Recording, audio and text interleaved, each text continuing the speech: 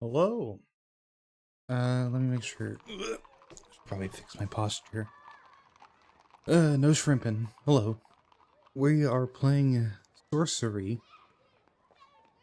I was going to use a model today, but then I remembered it looked weird using a model reading Sorcery. For those of you who don't know what Sorcery is, it's a video game. Well, it's a choose your own adventure book, basically, that you play through. And, let's see. So, hello, Prowler. Hope you're doing well. Oh my god. Why is the chat box like inside the... Hold on.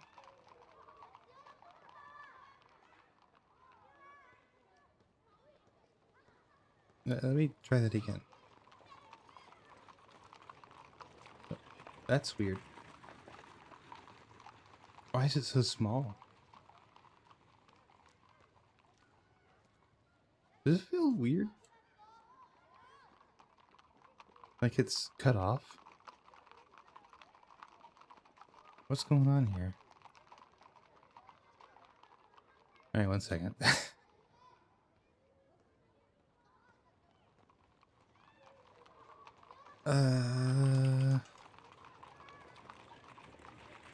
Let's try this again. Test. There we go. That works. Anyways, this is, also, I'm glad you're doing well. This is Sorcery. It's a choose your own adventure book that you play in video game form, but these were like actual books that you could read. You have spells. Really good music. And when you want to cast a spell, it'll, prompt you to, and you spell out the name of that spell that you want to use. It's very situational. You love video games? What are you, some kind of gamer?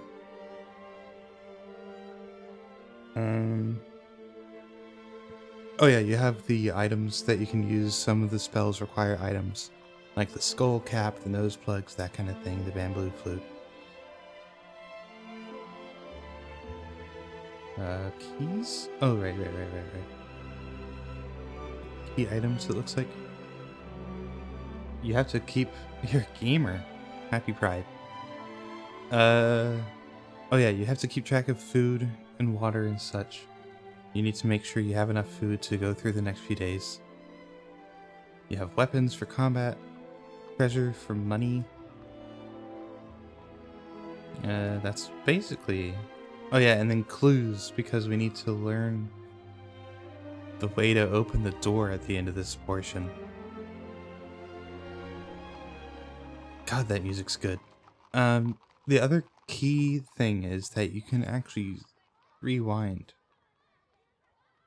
at any given point if something bad were to happen. Or if you didn't like how it ended up. I'm only gonna...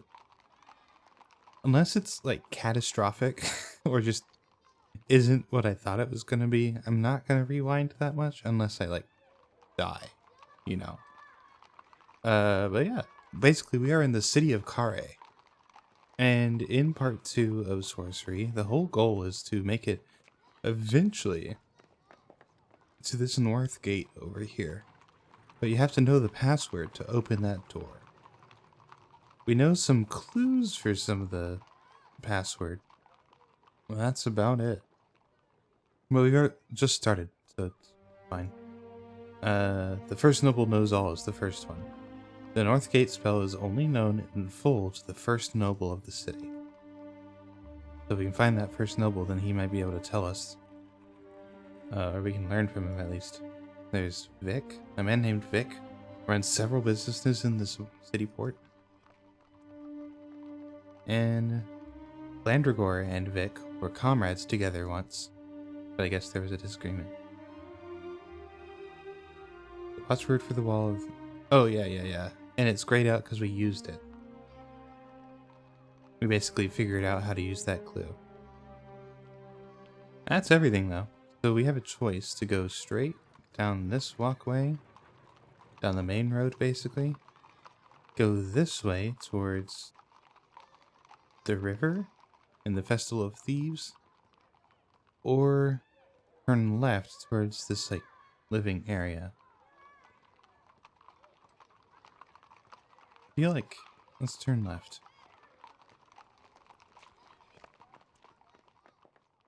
You follow the children with backpacks up the road. Homes, hovels line the track, and strange faces appear in the windows, watching you as you pass. Then, from around the bend ahead, a troop of guards appears. And let me know if the microphone doesn't sound great. Most of this stream is going to be me talking. So it'd be good if this was audible. Oh yeah. Come on. Dart into a nearby hut, keep my head low, blend in with the youngsters, ignore them. I don't know. I don't think I don't think I'm in trouble for anything. You ignore them. They must have better things to do than harass strangers. Even those they might have once arrested. Oh yeah, I did get arrested. But the guards do not ignore you. Here, you. One of the guards grabs you by the arm. Don't I know your face from someplace? Yeah, you know what? Yes. The guard is surprised by your answer. I'm your wife's lover. Probably not. Probably not that one. I'm the first. Well, fuck. I thought it might have been the guy who arrested me earlier, but I did my time, so I thought it would be fine. I'm the new watch commander. No, you aren't. The guard replies, I've met him and he's shorter than you are. Bring him with us. We'll lock him up and see if anyone comes to claim him. No. I'm going to prison a second time, of course. I'm going to the right a bit. Let me push back my microphone. Just a little bit. Pull a menthol and draw a face on your wanted poster. It'll work. Yeah, don't worry about it. It's fine. Let me go. I've done nothing. Is that right? The guard drops his hand to his sword, releasing your hand. You take advantage of the moment to run like a rabbit away down a narrow side street, taking turnings at random. When you stop, you're breathless and panting, and you're somewhere quite different. Wait. Huh.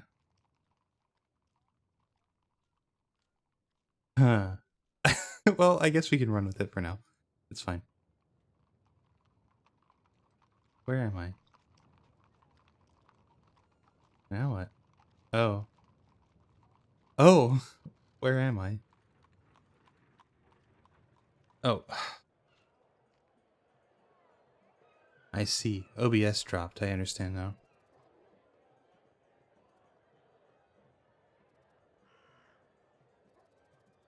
You stop to catch your breath.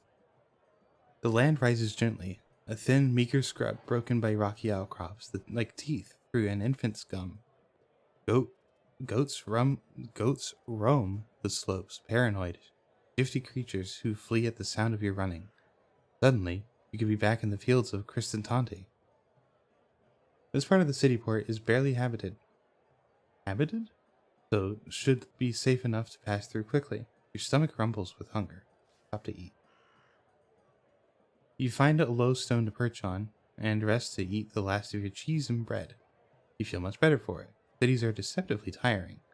Distances are always greater than you expect, and it is impossible to fall into the easy swing of a walk in the open country. You stand to continue your journey, but then you notice something sticking from under the rock you're sitting on. A corner of something larger? Pull it free? Definitely a corner. You take hold and gently tug free a short handwritten note. Must be quite old, as the once fine paper has started to green with mold. But shielded from the rain, the ink remains quite legible. The first line is intriguing. If you should find this, then Sansa has killed me after all. Read the rest. I should have known my promotion to the position of second noble was a trap. I believe Sansa simply wanted me to enter the council chamber so he could kill me more easily. My taster found poison in the wine. Oh, in my wine. I have decided to run away. But I feel his curse hounding me. He says I will never leave and never die. I hear him in my head. So I, Mulus of Kare, commit my spell line to the north gate onto paper. The next line is torn in half, and you cannot make out more than the first 3 words. I bid you. Okay. Spells to open the north gate, known only to the nobles? This could be a problem. Looking closely at the tear, it looks like it may have been bitten off. Okay. So we know the name of the second noble, and we know the first half of the second line, or one of the lines. You put the note fragment into your pack and continue walking along the track, and begin to hear the sound of a large crowd up ahead. There is some kind of market or fair happening further on, near the river. You pass the dirt track on the left that leads away from across the fields. Okay.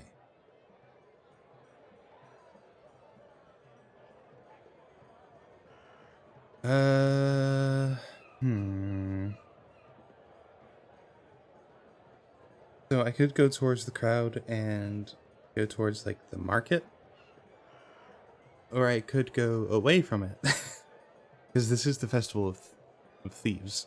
I don't know if I'll get through that without losing something. Let's go to the crowd. It's fine. Let's see. Oh, you continue walking along the road towards the noise. After a few minutes, you are walking between tall poles and rippling colored flags.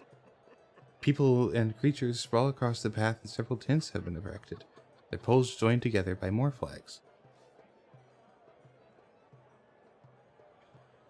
You ease your way into the edge of the gathered crowd. It all looks good-spirited and fun, and with so many people here, perhaps you will pick up useful information about the spell lines and the city nobles. Let's listen. You mill through the crowd, keeping your ears open for anything interesting, but most people in the center of the field are arguing over where to go next, or lamenting how many gold pieces they have spent. Might do better to have a closer look at something. Hello, rat.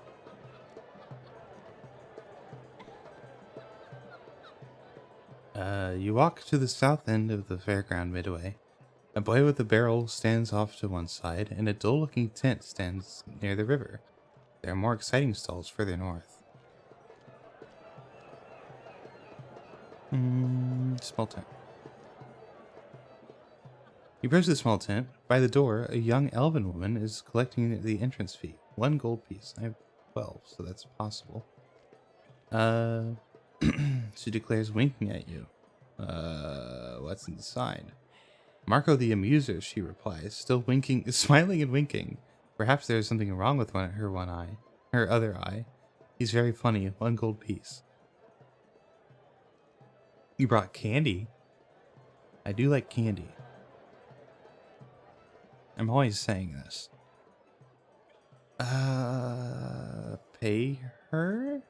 You hand over 1 gold piece, and the elven woman stands a step aside and gestures inside the low tent.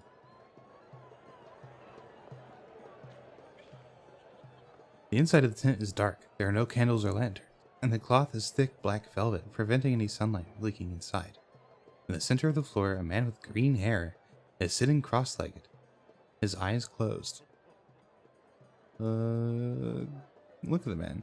Look over the man. He seems ordinary enough, except for his shock of bright green hair. He doesn't seem to notice you at all. There's a deep silence inside the tent. The business of the fair outside is quite forgotten. Greet him. And how are you worth 1 gold piece, you demand? Well, hey, I didn't ask it like that. The man doesn't move. His eyes are still closed.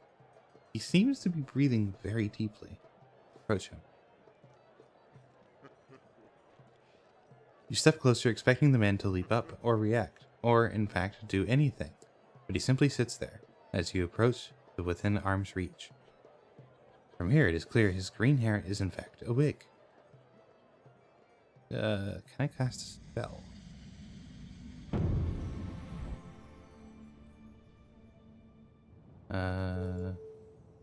Mud? No, that would... that'd be crazy. spell? Read minds.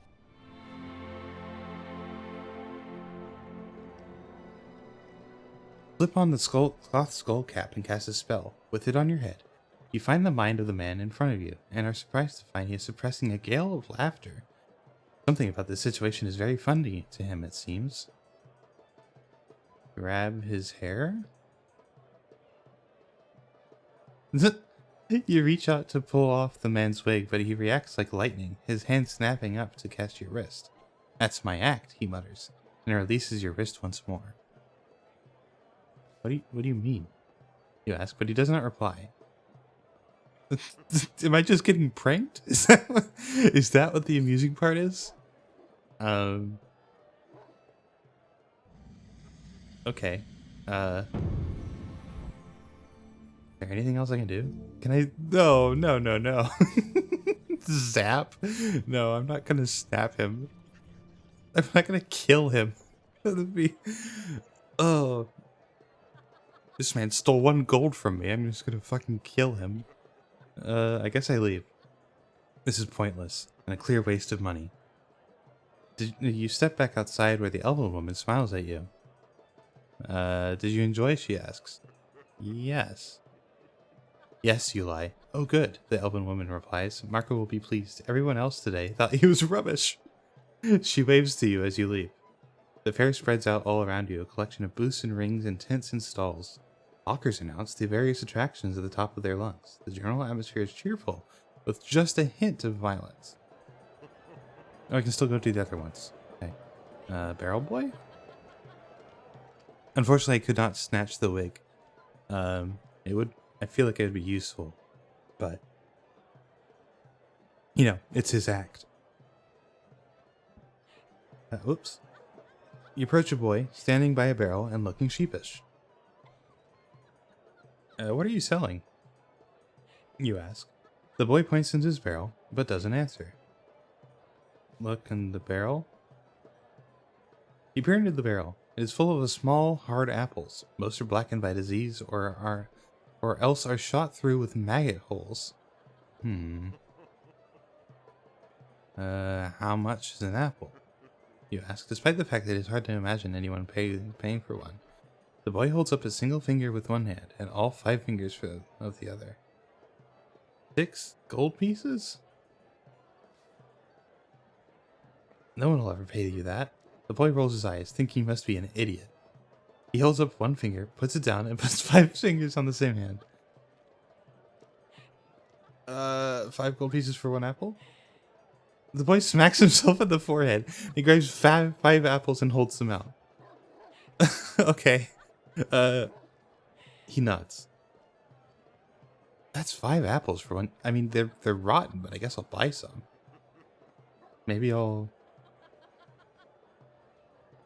stick my You hand over a gold piece, and the boy supplies you with 5 apples. In your hand, you feel that they are rock solid, hardened by some disease into stones.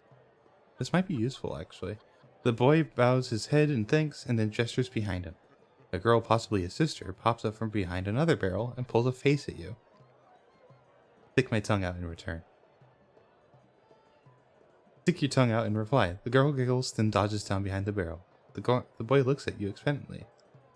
I'm not gonna throw an apple at her. It's a rock. Is that your sister? The boy nods, then takes an apple from his barrel and throws it across the field. His sister dodges quickly out of the way. They seem to want me to throw an apple at this person.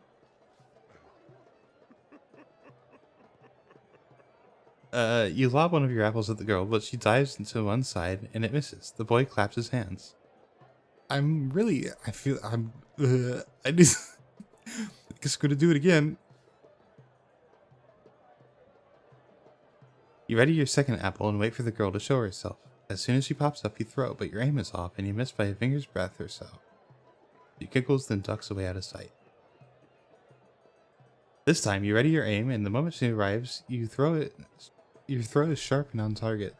The apple hits the girl on the arm, and she whoops, standing up and pointing to the red mark the apple has left. The boy claps and reaches into his pocket, handing you your prize. A large and tasty-looking apple. Throw my last black apple. No, no, thank you. I guess I participated in the game. You thank him, he shrugs, but says nothing. You hand back your remaining blackened apples to the boy, he throws them at his sister, and you walk away onto the midway. From across the field comes a murmur of excitement. Then quite suddenly a small tornado lifts the tent sharply up into the air and away. What? What? A tornado? Okay. Middle of the midway. Push your way through the crowds to the very heart of the fair and look around at the attractions on offer. Into the midway. Bear tent. Dancing bear. Top of the midway. Beer tent.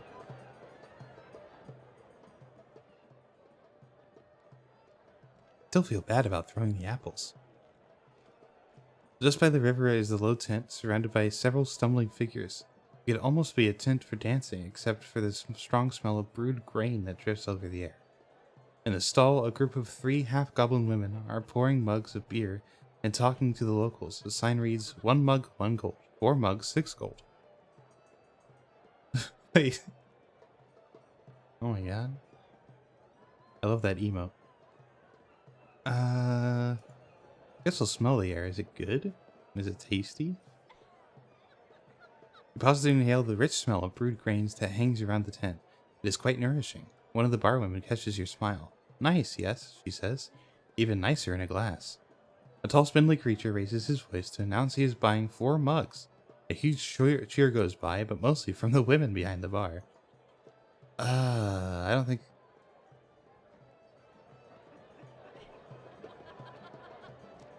I'm not going to spend 6 gold. I'm just going to buy 1. Buy a mug. Paying a gold piece, you buy a frothing mug of beer. The ale looks muddy and somewhat disgusting. In fact, it doesn't look like beer at all. It doesn't taste like beer at all. Huh.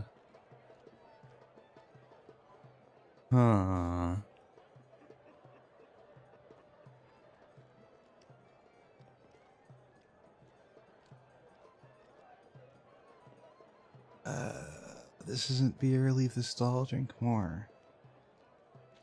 This isn't beer. Excuse me, you call. What is this? Pointing to the mug. Finest beer, she replies, but from her expression, she isn't telling the whole truth.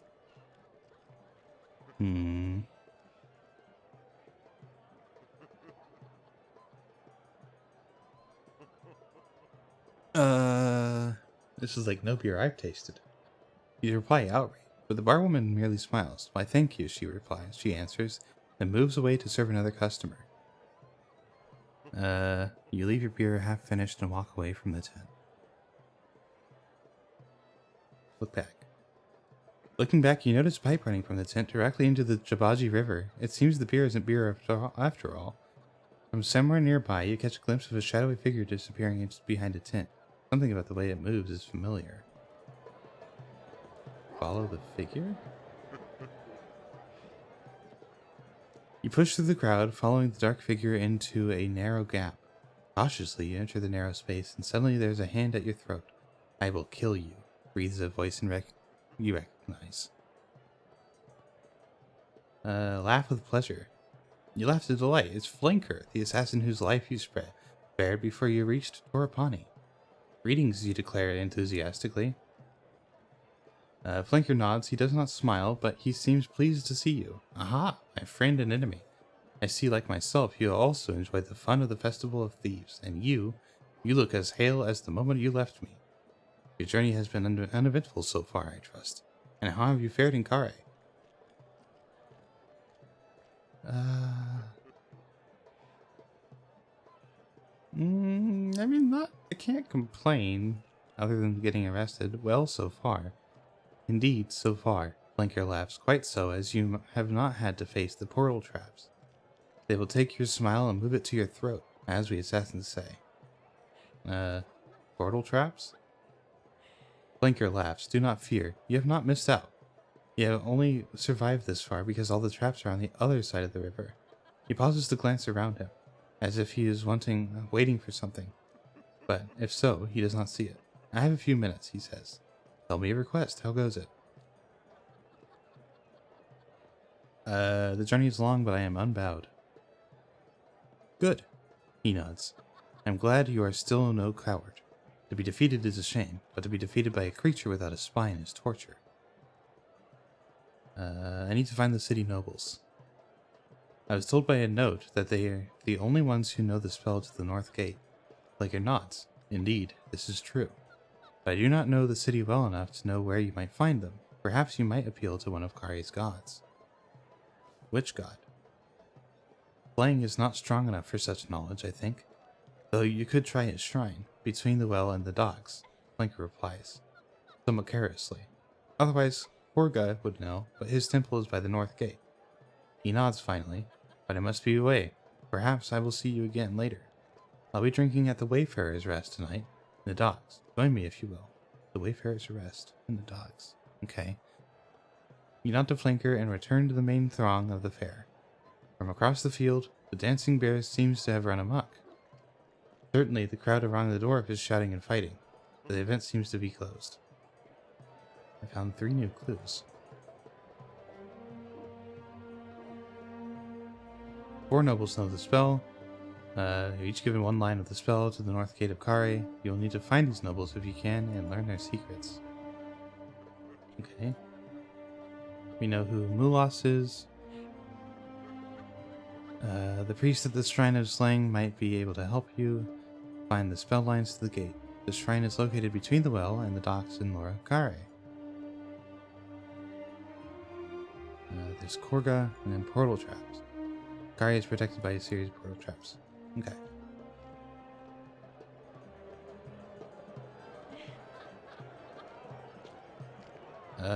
Okay.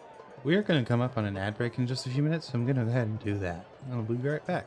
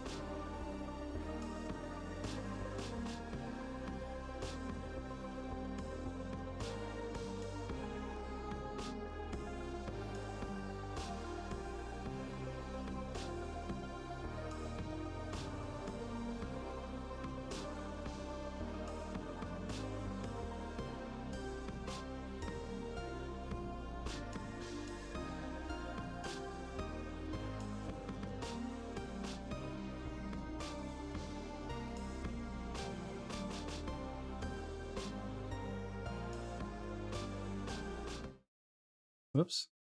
There we go. Alright, we're back. Okay, so I could go to the end of the midway down here. Or I can go to the top of the midway. I feel like I'm gonna go down this way.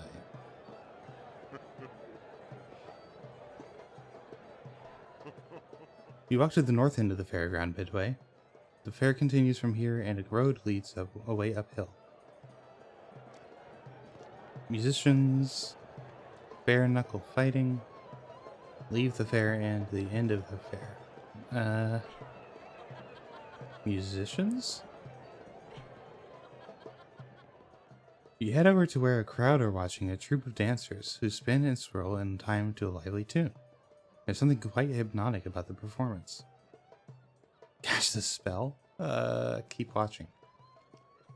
The pitch builds and the music speeds up. The crowd clap and stomp their feet, and you find yourself clapping along as well, quite enjoying the show. The dancers are now twirling into the audience, pulling onlookers into the dance. One is getting quite close to you. Join in? Join in. Why not? You grab the outstretched hand of the dancer, who whips you away from the center of the crowd. The music grows in tempo, and soon you are swirling, sky-wheeling overhead, thrown from one partner to the next. Onlooking creatures cheer and whoop and clap their claws together, and for a brief moment you feel like you are the toast of all Kare. Keep track of my purse. Oh, that's... keep dancing. It's fine. You keep up the best as you can, trying not to trip over your own feet in the mad rush. It's exhilarating. Eventually the music fades and the dance finishes. You fall to the floor dizzy, but also quite refreshed. The crowd cheers in great spirits, throwing money to the musicians. Eventually they drift away. One of the dancers comes over to sit beside you. Nice work, he says. Not often we get a talented amateur for the Thieves' dance. The crowd will think you were a stooge. I enjoyed it. Glad to hear it, the man says, nodding. He looks over you. Pack, sword, battle scars. You're not from Kare, are you? Not just here to enjoy the fair. I'm just passing through. Passing through? The man laughs. There's not many as pass through Kare. There's not many as pass through Kare. Most people get stuck, or don't get in at all. I'm on my way to the backlands. Are you really? The man looks quite fascinated. My name is Jira, and it's good to meet you. Take his hand. So, he says, you helped us get enough coins to pay for our night. How can I help you? I need to find the city nobles. Jira looks at you for a long moment, clearly surprised, but not questioning you. Well, he says finally, you won't find them at a fair like this. They say Sanzos has been locked up in the council for the last few months. And as for the others, no one knows where they've gone. I tried to the other side of the town. There's at least one big house there that belongs to a noble. He's a scholar by the name of Lorag. Okay, who is Sanzos? Jira laughs. The first noble of Kare. Oh, okay. And I wouldn't forget the name either if I were you. He gets to his feet. We're staying at the Meat and Cleaver by the docks, and I wouldn't recommend anywhere else. If you value your freedom, I'll see you there. He winks and heads off to the crowd. Value freedom. Okay. So, clues. Sanzos is the one who is the first noble, and he knows the full spell. Lorag is a scholar. And the scholar's house is in the red quarter of the city in a large house close to the Fireview Square. In addition to that, the note that we got said that Sanzos killed the second noble.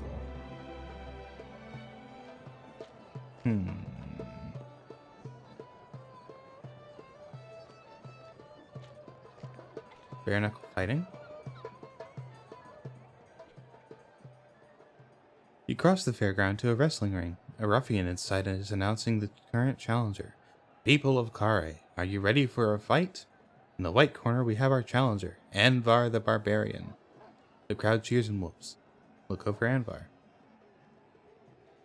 Anvar is about half as tall as you again. Again? Again? With sheets of muscle on his... You again. Dream Baldur's Gate 3 or Divinity 2? Both would be good. Both are fun. Oops. With sheets of muscle on his arms and legs, but he is probably lighter than the ogre, which will mean he has less momentum. And in the black corner, The brawling champion of Kare, the one they call Skull Splitter, the Ogre Kago of Dadule. Look over Skull Splitter. The ogre looks as thick as any ogre you might meet, but he is made of solid muscle, his arms and legs like the twisted bark of trees. Challenger, are you ready? Demands the ruffian. Anvar nods and beats his chest. So we have a guy who's full muscle and another guy who's like a little weird dude. Ask someone about the fight. You attract the attention of a nearby member of the crowd. What are the rules of the fight? No rules, giggles the man in reply. That's what makes it so entertaining. No weapons, another man puts in. That's the only rule. On the platform, the ruffian turns to the ogre. Champion, are you ready? The beast appears not to understand the question, but scratches his armpits. The ruffian nods. And who can challenge? The man shrugs. Anyone crazy enough to want to get their head smashed in. The ruffian steps into the center of the ring and drops his arms. Let the fight begin. Oh, I didn't get to bet. The crowd roars ready for the fight. The barbarian in the white corner growls and beats his chest. The ogre raises his fists into the air and shakes him.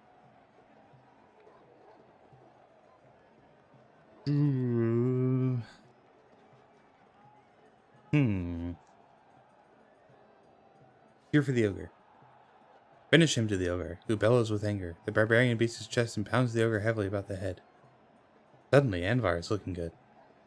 You know what? All in on the ogre. It's fine. You holler at the ogre, but it's not clear that it does any good.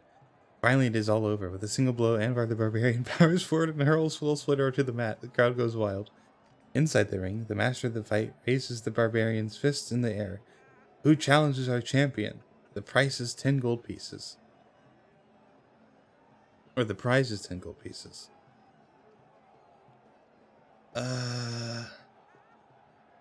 Why not? Take up the challenge. I challenge him, you cry. All eyes turn to you, look at you. The fight master beams. We have a stranger taking the challenge, he declares. Let him through.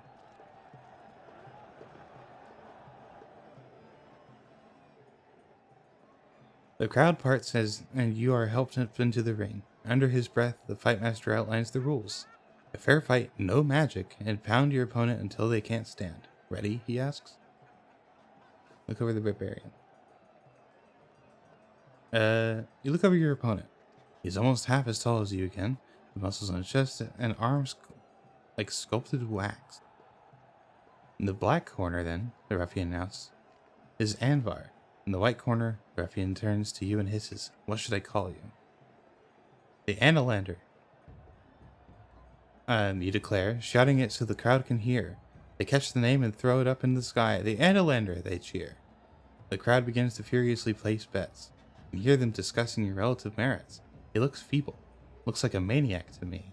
You ready your fists. Don't worry about it, Prowler. I feel like I'm gonna just block. Yeah, there we go. Okay. The barbarian raises his fists into the air and roars. The crowd roars in return.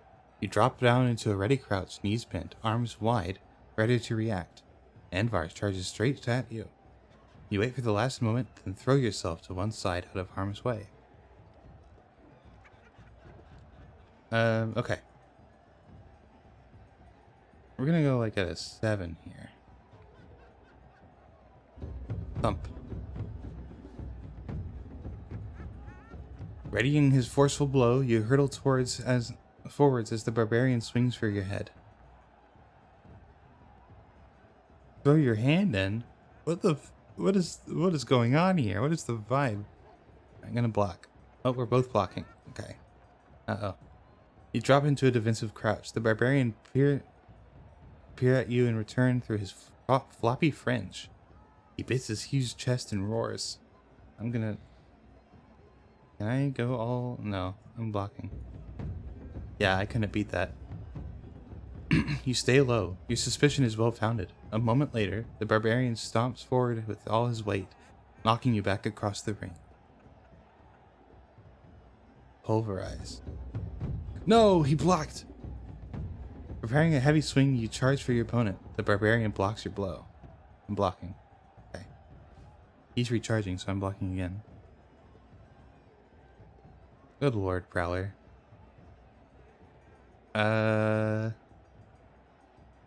He dropped back defensively. The barbarian makes a grunting noise, which is perhaps supposed to be a threat, but stands back. The crowd are spurring on Anvar. Take him down, someone calls. Blocking. Yeah, okay, there we go. You keep down. Anvar pummels you with heavy fists, but you block one, dodge the next, and escape mostly unharmed. Gonna do a 3. Wow. Yeah, he's blocking. You stand by it. I mean, that's what I expect, yes. Moving swiftly, you aim for his midriff. The barbarian drops into a defensive crouch, moving with more speed than you'd expect. He's holding back. Someone in the crowd is shouting advice. Body blow time. Yeah, I would say so. Yeah, there we go. You strike again, mustering a lumberjack blow. You lunge at the barbarian. He turns away as though confused as to exactly where you are. Perhaps he cannot see past his fringe after all. Anvar staggers suddenly, crashing into the ropes at the side of the ring. A gasp goes up in the crowd. He batters his broad, rippling head and bellows. I'm gonna block. You drop your weight and watch Anvar closely. You escape most of a thumping fist. I'm gonna bash. There we go. Nice! Moving quickly, you go in a straight lunge for his temple. Anvar staggers back, gasping, his face a mess of blood and bruises. Summoning the last ounce of strength in your arms, you ready a final knockout punch that sends him back against the mat and out of the ring. A fair fist fight. I'd call that good. You stagger from the ring, the crowd cheering for you, and collect your winnings. Nice. What is that? Good lord. The end of the fair. You push your way through the crowd, following the road uphill. The party is getting wilder, and you would do well to be away from here before things get out of hand. At the far edge of the fair, the litter has left a tide mark on the grass. Oh, water, thank you.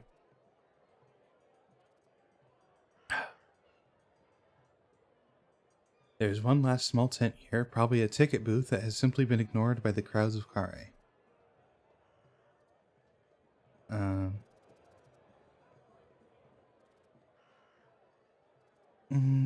Look back. Looking back, you see what looks like one of the tents going up in flames. It must be part of the entertainment, as no one seems too concerned. In fact, a great cheer goes up as one of the strings of flags collapses into the bonfire. Look at the small tent.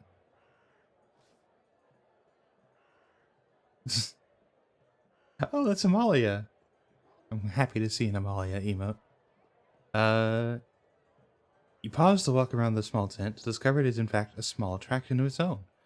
A sign above its door reads, Cabinet of Fortune, try your luck, a prize for all. Look ahead. Ahead, the road continues through the empty fields and patches of rubble-strewn wasteland. But it climbs, so it must be heading for the center of Kare. Steam rises from a large building beside a fork in the road. You have time to rest and test your luck, no doubt, if you want it. Sure. You go over to the tent and push back the flap. Inside, a grubby bearded man leaps up from where he was sitting cross-legged on the floor and comes over to pump your hand. Welcome, welcome, my friend, he exclaims, somewhat over-enthusiastically. And let's see what prize you can win today. You must know this, there are no losers at Honest Hannah's Cabinet of Fortune. Or Honest Hannah? I don't know. He gestures with one hand towards a large glass cabinet in the center of the tent. Okay. Look inside the cabinet. You step forward and peer in through the glass. Inside there are piles of jewelry, books, gold, and other things, as well as a small, wiry creature curled up fast asleep. What is that creature? My little pet, Hannah explains. He's perfectly harmless. Well, he bites, but only when you open the cabinet to feed him. What do I do? It is a most simple game. Honest Hannah replies with glee. You give me 2 gold pieces, and then my little pet will fetch something for you. Pay him. You pay 2 gold pieces, and Hannah goes over to the cabinet and presses a small button on the side. It seems to operate a cantilevered spike. This pokes the creature, who squeals, jumps from the perch, and it begins fluttering around inside the case. Watch. The creature keeps flapping around inside. Eventually, the creature selects something from the prize pool, which it drops into a chute at the far end of the cabinet. Take my prize. You open the flap and remove a small leather pouch. You open it and it seems to be empty, but a moment later you find yourself scratching your neck, behind your ears, up your arms. Please, Hannah remarks. I'll have the pouch back though, if you don't mind. He snatches from you while staying well back. You scratch your armpit in reply and nod to Hannah, who laughs a little too loudly. Then you head back out of the tent.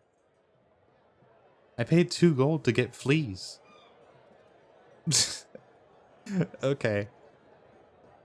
I guess I'm moving on. You leave the fair behind you and climb through the fields towards the outskirts of the buildings until you reach a fork in the road. The slum districts of the lower Carre are unlikely places to find nobles, but you might be able to learn their names or where they are hiding. In the elbow of the fork is a grand, well-kept building. Steam pumps from its roof. Burn the tent down. I feel like they might not be happy about that one. Steam pumps from the creature emerges, looking refreshed and flushed. It is a bathhouse. Maybe I can get rid of the fleas. You step into the cool of the bathhouse. It is a wide building of marbled tiles and a sweet smell of pine and fresh wood. Gentle noises echo and murmur around the walls. The creature by the front desk greets you with a smile. Good afternoon, sir, it purrs. The water is cool and fresh today. A swim costs 4 gold pieces. Is it worth it? Oh, very, the creature replies with a beaming smile. The waters of Carre are known for their healing and refreshing quality. I do need healing. We have a steam room and a lagoon pool. Sure, I have money to spend. You hand over 4 gold pieces and the concierge gestures you into the center of the bathhouse, where a wide pool awaits, with trees and shrubs either side.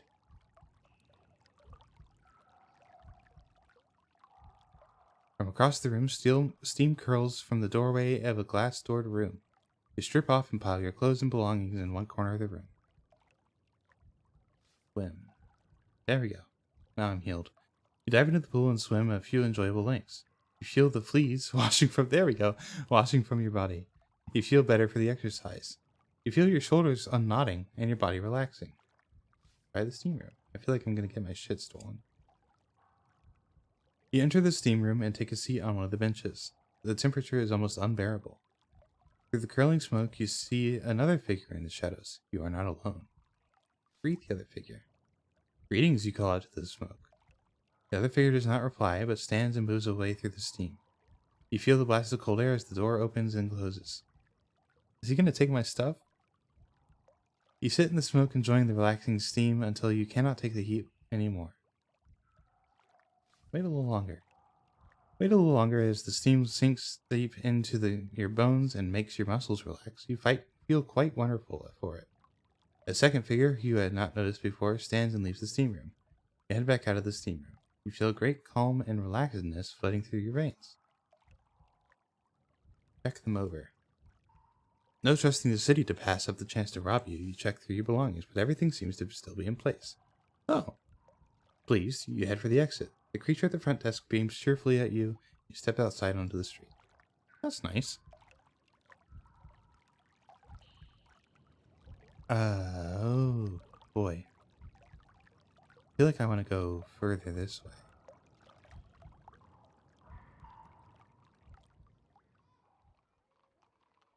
You head along the cliff top into an area of larger, more impressive buildings. The road passes through the ruin of a grand building, and what must have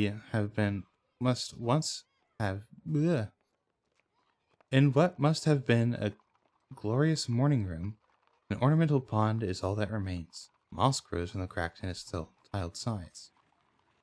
Go over and look. You walk over to the pond. Despite its great age, it seems well tended, and the water is surprisingly clear. A small scarlet fish starts out from behind a stone as you watch. Bubbles rise from its mouth, and as they break, you hear the breath of words. Something else glints from the bottom of the pool. Lean closer to hear the words. Kneeling beside the pond, you put your ear close to the water. The little scarlet fish swims up and spits a drop of water at your cheek. If fishes could laugh, you would swear this fish was chuckling. Again, it mouths bubbles that sound like brothers. What does it mean? Taste the water. Cast a spell. I could... The skull cap, I think? Let's see.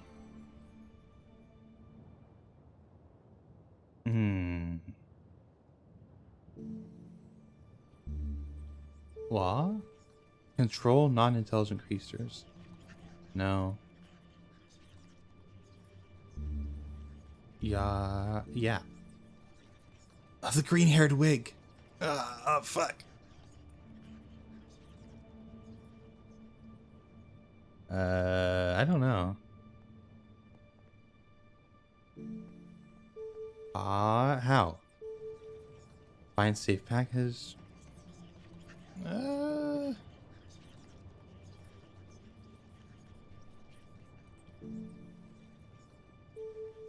Stop. Opens locks and doors. I don't see any locks and doors that I know of. And then dud. Illusions of treasure. And then, ooh, a few. Mag. Protect from magic. Mud. Requires sand. None of these seem particularly useful.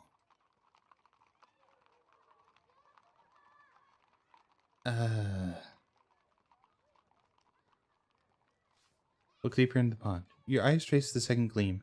Not a fish this time, but a gold piece. Someone must have thrown it into the water.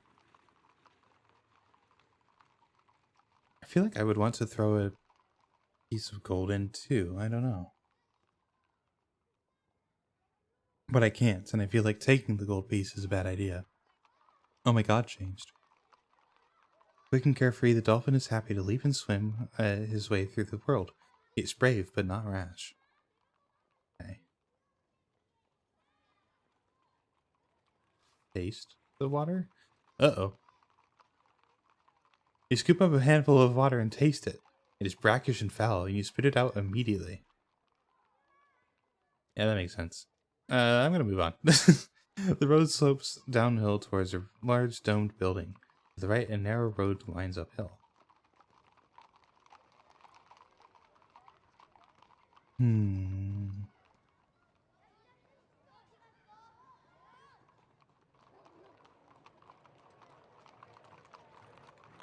follow the cliff-top road, looking down over the fields of Kare.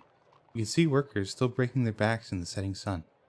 Halfway along, you pass a creature with a signboard slung around its neck. Read the signboard. The board is painted with a message. Doom comes. The world is ended. The creature notices your gaze and begins to approach. Talk to the creature. You stop the creature. Greetings. The creature looks deep into your eyes. Stranger, he murmurs. Do you have a moment for salvation? This is salvation from you? The creature looks confused. It is not I who brings destruction to the city. It is not I who... Keep listening? And all who go there will be destroyed, the creature finishes. You blink. Did you miss something? The creature appears to be waiting for an answer. Who go where? The council has abandoned us, he replies. There is a stir of revolution. A people live in fear, and they do not listen. Where's the council now? You ask, hoping to get a lead on the nobles. Fire burns in the deep, the creature replies. 1,000 angry voices wait to rise. Go below and you shall find your king. Then he blinks suddenly as though surprised to find himself on the street. What king?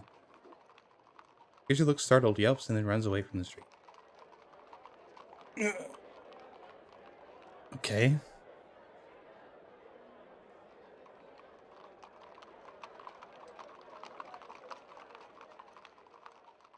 This is a stone plaza where people meet to eat in the evenings. It's a busy spot, and the smell of sizzling meat and broth fills the air with sweet smoke.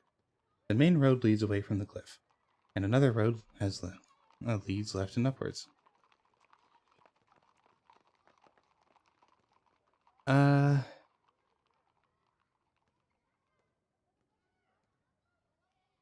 Okay. Okay, I'm gonna go on a quick BRB just to bring some stuff downstairs, and I'll be right back.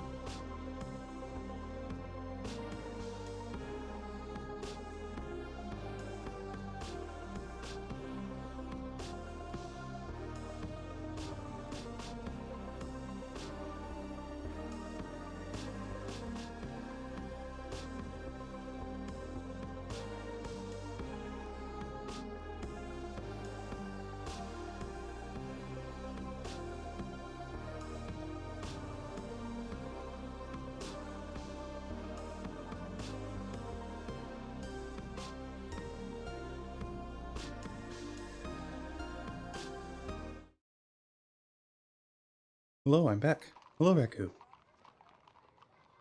Let's see. There's a market this way.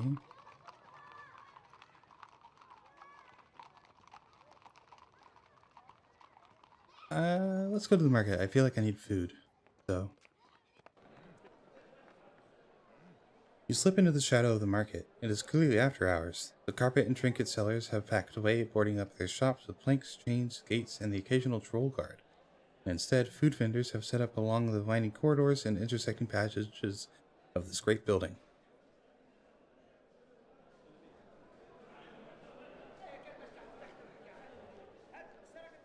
Damn, okay. Hi, Raikou. Uh, the smells are incredible. Spices, meats, wine, and the echoes of slammed mugs and sizzling pans are almost deafening. Uh, find something to eat. You wander the corridors for a while, letting the smells tickle your stomach. There seem to be three main cuisines available: hill fox broth, rat bear stew, and a lentil curry with the strange orange vegetables. The meat is, in general, more expensive than the vegetables, costing 6 gold pieces instead of 4.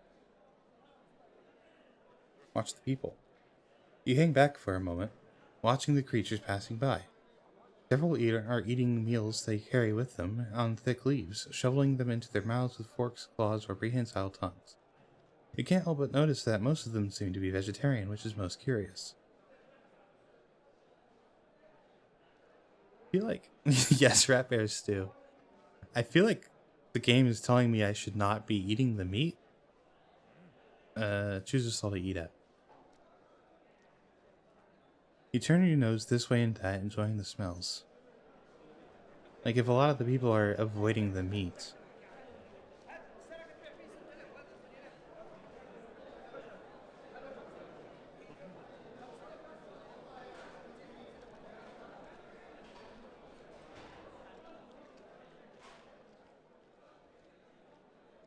You buy yourself the lentil curry for 4 gold pieces, and it's delicious and warming. Hunger fully abated, you head for the exit once more. The market probably has several ways out, but it is thick with people, and after several minutes of wandering, you find yourself emerging back into the plaza from where you came. Okay, that was a positive result. Night has fallen. The main road leads back along the cliff, and another road leads away towards the wall.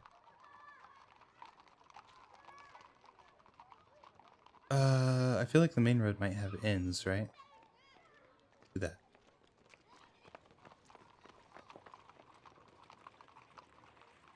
Return along the cliff-top road.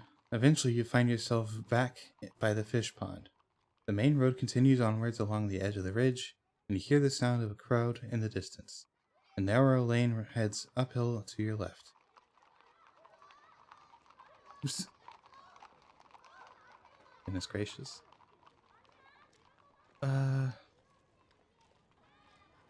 Cliff road. Return along the cliff edge to the fork in the road. The bathhouse is still steaming away. And now we head uphill. The road twists and turns up the rise until you emerge onto a wider road on the edge of a dense slum. From inside down a street to the left, you can hear a very faint sound of singing. The smell of rotting fish begins filling the air. You must be close to the docks. What is that? Oh my god. Oops. How did that happen? Towards the docks. Towards the docks. That's where, here we go. You emerge from a narrow, winding valley into an open space. On the far side, the Japaji River slides past, its surface strewn with flotsam and jetsam, dredged up from fallen parts of the city. The sails of the boats at anchor billow and snap in the breeze. You have reached the docks, the beating heart of Kare. Look around. There are 2 or 3 ships moored for the night, and the space between them and the road is filled with huge number of stalls and little shops, selling everything from fishing tackle to sailing blocks to barrels of woodlouse from. This must be a thriving marketplace during the day. With night approaching, it is a maze of booths and cloth. A single bridge crosses the river here, operated with ropes to let the tall ships through. Right now, the bridge is up to allow ships to sail through undisturbed. There are two inns visible from here, the Wayfarer's Rest and the Meat and Cleaver. The second one is the one Jira the musicians recommended. Also somewhere nearby is the Shrine of Slang. The musicians did recommend the Meat and Cleaver, but the Wayfarer's Rest, I believe, is the one where our friend is.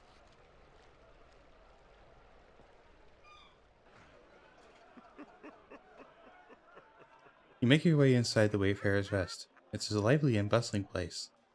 The innkeeper behind the bar is trying to serve numerous creatures and all demanding ale at the same time, while around the table salty types and bugsome wenches are laughing together and singing shanties. Cool. Take a seat behind a swarthy sailor in an eye patch with an eye patch and a swarthy woman who also wears an eye patch. Greet the company. You greet the sailor and the woman. You nice salty dog. Oh boy. Oh god. The man remarks. What you say, Eka? The woman Eka laughs a deep, throaty laugh. Not salty, but stray, she brays. Tell them about myself. I'm from Analand. You're looking to sign on? Is that it? No. Just passing through. Huh, he nods, then drinks a gulp of beer and rubs his stomach as though it pains him. I got that too. The southern murmurs. Do you plan splendors? Oh, splendor stones? I'll play you, yeah. Splendid. Splendid. Splendoid. He clears a space on the table, moving several beer glasses out of the way. I'll show you how it's done. You're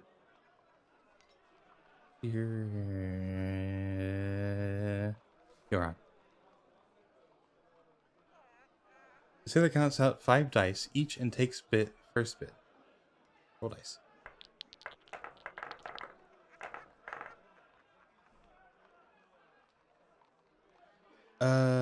Let's see. I have 4, 4, 1, 4, 3. Jesus Christ. So, do you live in Kare? Bid 1, 4. Do I look like I live in Kare? Oh, or do I look like a Karian? Karian?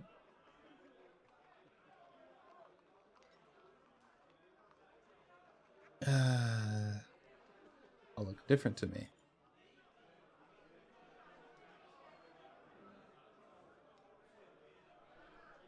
You can always tell a Karian if you know where to look. Okay.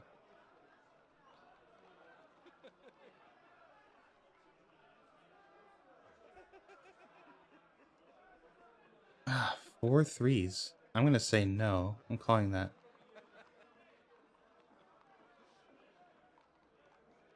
Only 3 3s. The round is yours.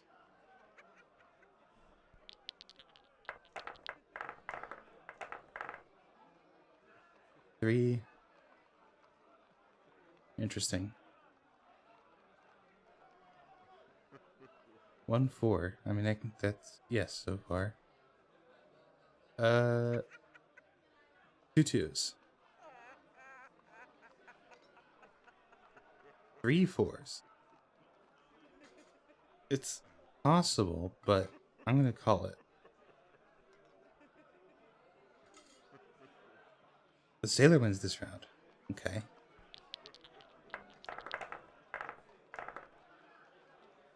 4 4 and 2 2.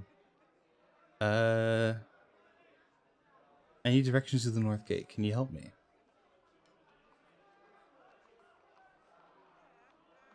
And what makes you think I'd know? God, I'm trying to like decipher this. He's saying there's 2 3s? I'm gonna say 3 twos. 4 twos. Calling it. Oh my god! Okay.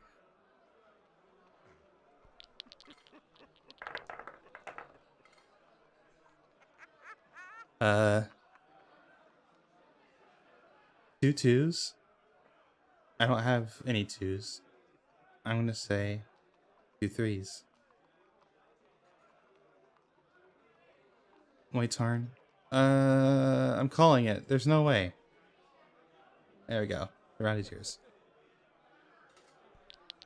I mean, there was a way, but no. Okay. Can you tell me something about the North Gate? What do you mean you can't spell it? Good.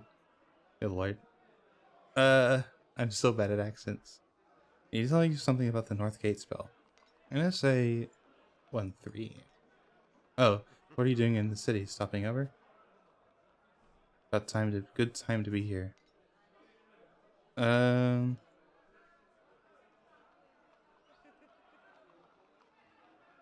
is he calling it?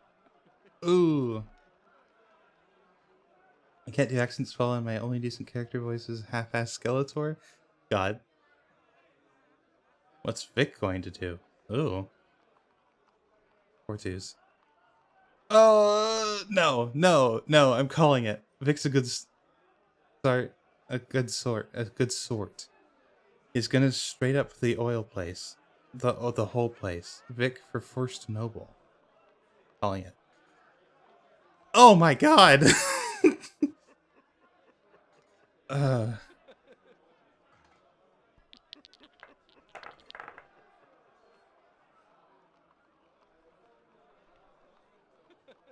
1 4? That's fine. 2 twos. Uh... Uh... I have to call. I have to call. Fucking hell. Alright. Because he was going to call me. Oh, God. Can you tell me anything about the Northgate spell?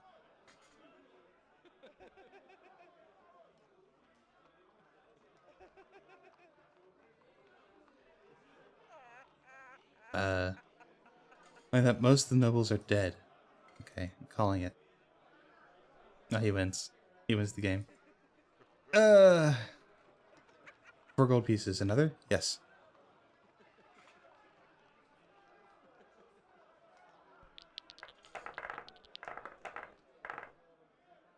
Can you tell me anything about the portal traps?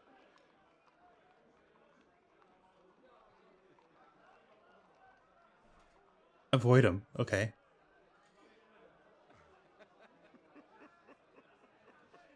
What are they? The spell of the North Beowulf some of the magic types. God, I can't. I feel like I'm playing Dragon Quest XI right now. Korean contraptions. You'll stop? No, you're good. You're good. You can spot them if you're smart. Always look the same. Okay. How do you recognize them? Wow. 5 threes? That's most of his... No fucking way.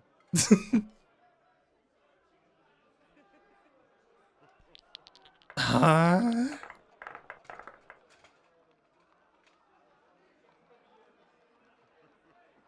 The lines? I'm on a quest. Quest for what? 3... I'm gonna say 4 twos.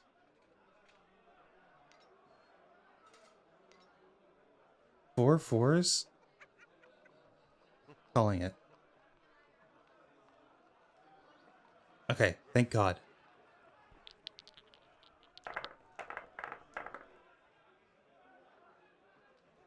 What is this Vic like? He seems important around here. 1-3.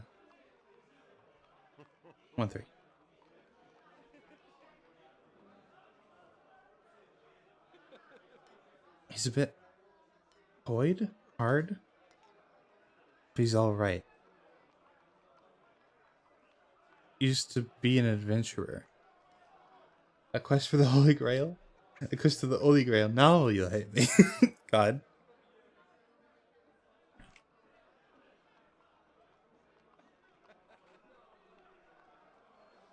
An adventurer. I'll say 3 twos. Oh, with Glandragor, I know. Sure, Reku. We'll see. Part of Glandragor's crew. Long time ago. I'm gonna say 4 threes. 5 threes. Calling it. Ah! I definitely couldn't call 6 on something. Questing and such. To try praying. Lots of good in praying.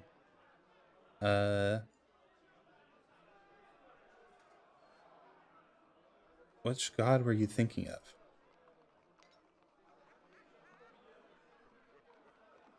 I'm thinking of a god. Beg your pardon. But this one's... There's one that knows all. Which god? 5 ones. Fling. Okay. Reveal dice. 4 ones. Well, I'm getting a lot of good information, at least. You know where I can find the nobles of the city?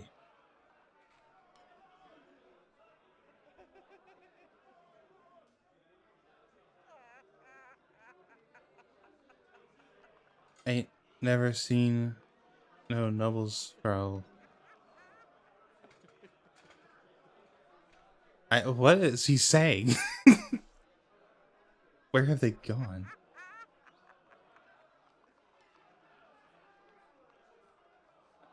Okay, let's see if he goes with the 3s.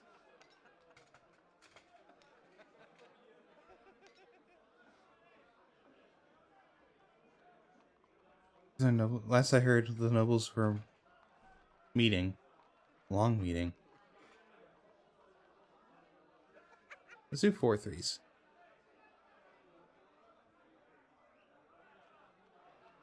Search me? Yes!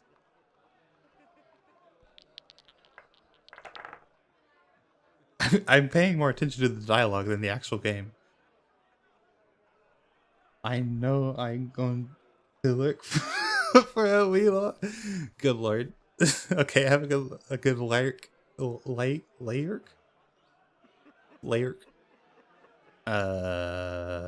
2 fours. I'm gonna say 3 fours. No. Call. Nice.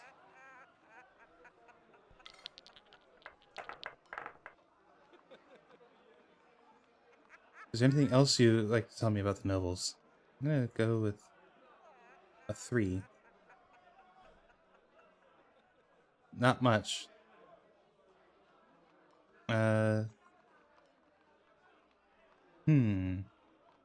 I can only go 2 fours. That means both of his things are 3s, and that's not very likely. There we go. Nice.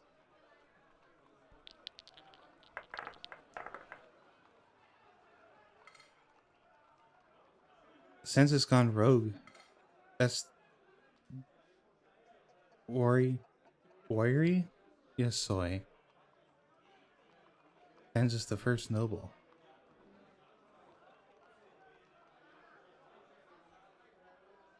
Good 1-4. Fine. 2 threes? Well, I know that's impossible because he only has 1. No one's seen the first noble in a month. Okay, call it. The game is mine. That was a lot of good information. One more? Sure. The sailor counts out 5 dice. Alright.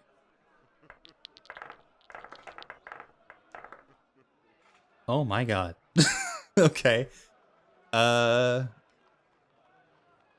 with a 3. Your bid. 3 ones. I'm gonna say 4 twos.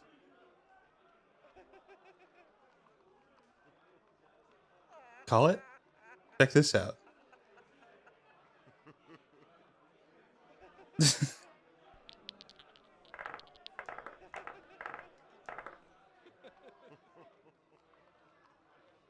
That's what I heard. Says that those nobles have been picking each other off. Start with 3 twos.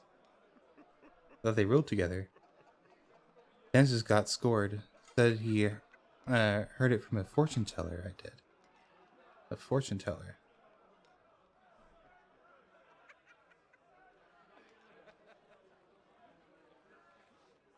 Oh, no.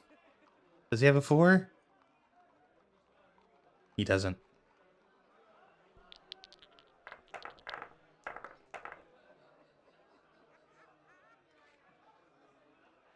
Ever listen to fortunes? Alright. 2 ones, a 2, and a 4. I don't have a question this time. Start with a 2. 3 ones. I mean, that's possible. But I'm going to say 4 ones. Let's go higher. 5 ones. Call it. Yo! Dang, alright. Very similar hands. There's not really something else I could counter with. If you're asking me, I saw the nobles. They've left town. Run away, where to?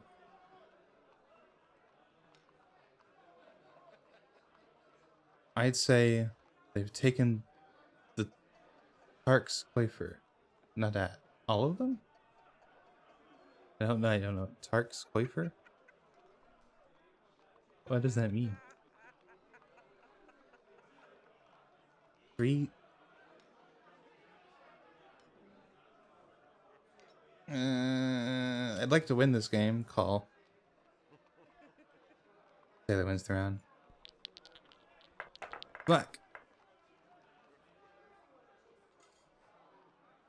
Bit of 2. Freeze.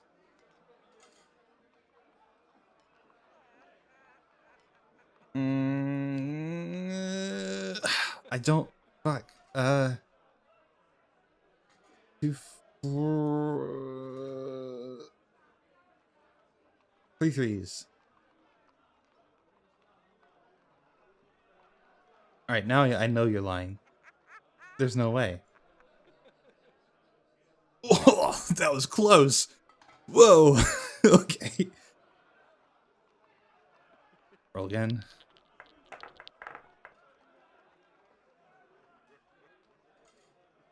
One 3.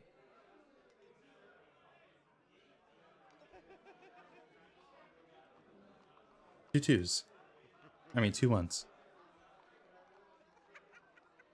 2 twos. 2 threes. 3 twos. Well, that means your entire hand is 2s. I'm gonna call it.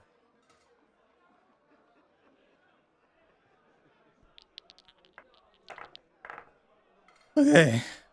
Let me think. 2 threes. I'm gonna say a 2. Here's one. 2 twos. 2 threes.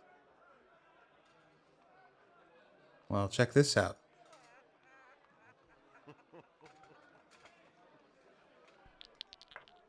All right. Two threes again? I'm gonna say I have a 3. No. Calling it. Thank God, I got my money back and some more. I win. Stop playing. That's enough for me, you reply, patting your purse. Very well, very well. He puts the dice away. Here, the sailor nudges your arm and makes a gesture with his elbow. Some more ale. Accept his offer. You thank him. The sailor grins with his one last remaining tooth and heads off to the bar, returning a few minutes later with 2 flagons of ale. Drink my ale. You knock tankards with creatures on either side of you, then drain the beer in one swoop. It is nutty and pleasant, and fills your stomach with a pleasing warm glow. The sailors on either side clap you on the shoulder. Get that down, yeah. One cries, put sailors on your chest. You thank the sailor for the beer and get to your feet. Don't go far, murmurs the woman with the eye patch, smiling. Your eyes roam around the busy room and alight on a shadowy figure in one corner. Flanker. There we go. I got 1 clue? Thought I got more than that. Vic for First Noble. There we go. The inhabitants of Kari are greeting each other with the slogan Vic for First Noble. I see. Flanker's table. You go over and sit by the assassin. There you are again, he declares with pleasure. He seems more relaxed than earlier. Perhaps he has completed whatever mission he was here to perform. But tell me, friend, he murmurs, do you play dice? Oh god, I'm playing more Swindlestones. Okay.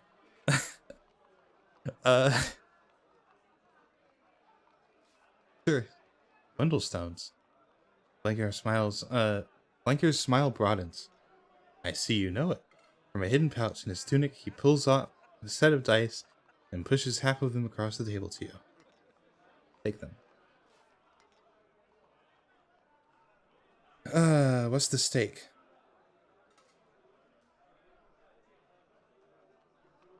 Oops. Let me propose a modest wager, he replies. If you win, I will help you with your quest, but if I win, my obligation to you is at an end, and should we meet again, I will have the freedom to cleave your neck from your shoulders. Do we agree? Oh god. If I lose, you'll kill me? You shake your head. Your terms seem quite high.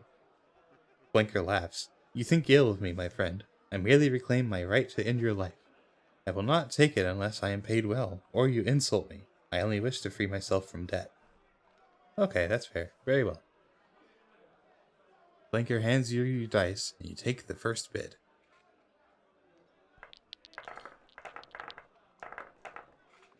Interesting. Okay. What are you doing in Kari, my friend? No, friend. Do not think you will not put me off my game. Do not think you will not put me off my game with your conversation. That's not my intention.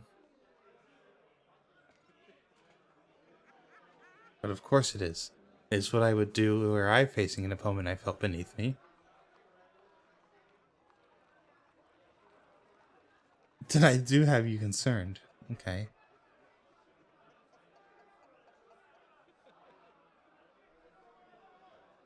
Bid 3 threes. This is a game of concentration and focus. My goddess will protect me from your talk.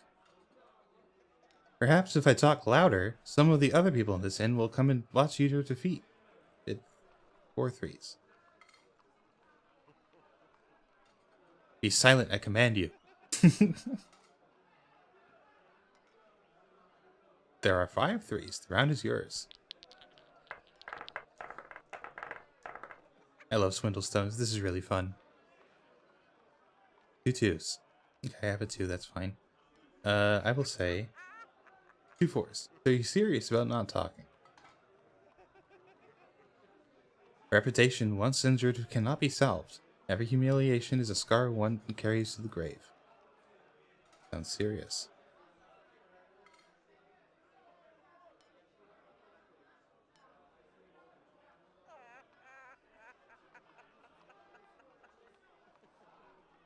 I'm gonna say 4 fours. It is only a game. We'll see. We will see. Real dice. Does he have a 4? Ah, darn.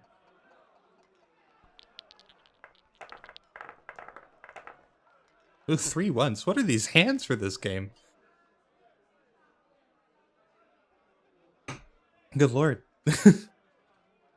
I'd rather not sit in silence as we play. Do I have any other things I can say? Yeah, I'll say 1-4. When chatter is your only hope of victory, I am not surprised. I am not only interested in victory.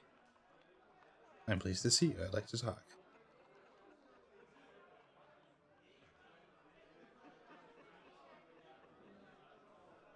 I have much I've wanted to ask you. I want to ask you. There's a time for talk, and there's a time for carefully calculated victory. Okay, there's not 5 ones. Well, there might be. There are. But it couldn't really go higher than that. That's fine. I've come back from worse. I had intended to stay in the inn, but there are rats. Rats. Ugh. God. 2 3s. Okay. I'm gonna say 3 3s. Must be rats in most of the inns in Okare. Indeed there are. Though I heard some, oh, jeez. I have heard better things of this particular place. No matter, I will sleep in a bush. It is my custom. I'm calling, that means you have 3 3s in your hand. Which you don't.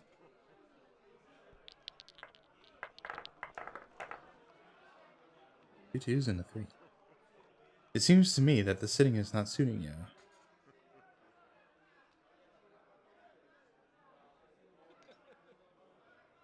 It is true. I am much happier out in the hills.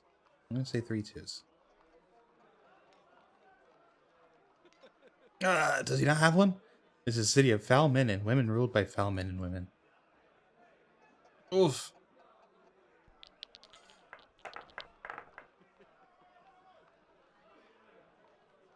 Two 3s. That's possible. I'm gonna say 3 3s. 4 3s.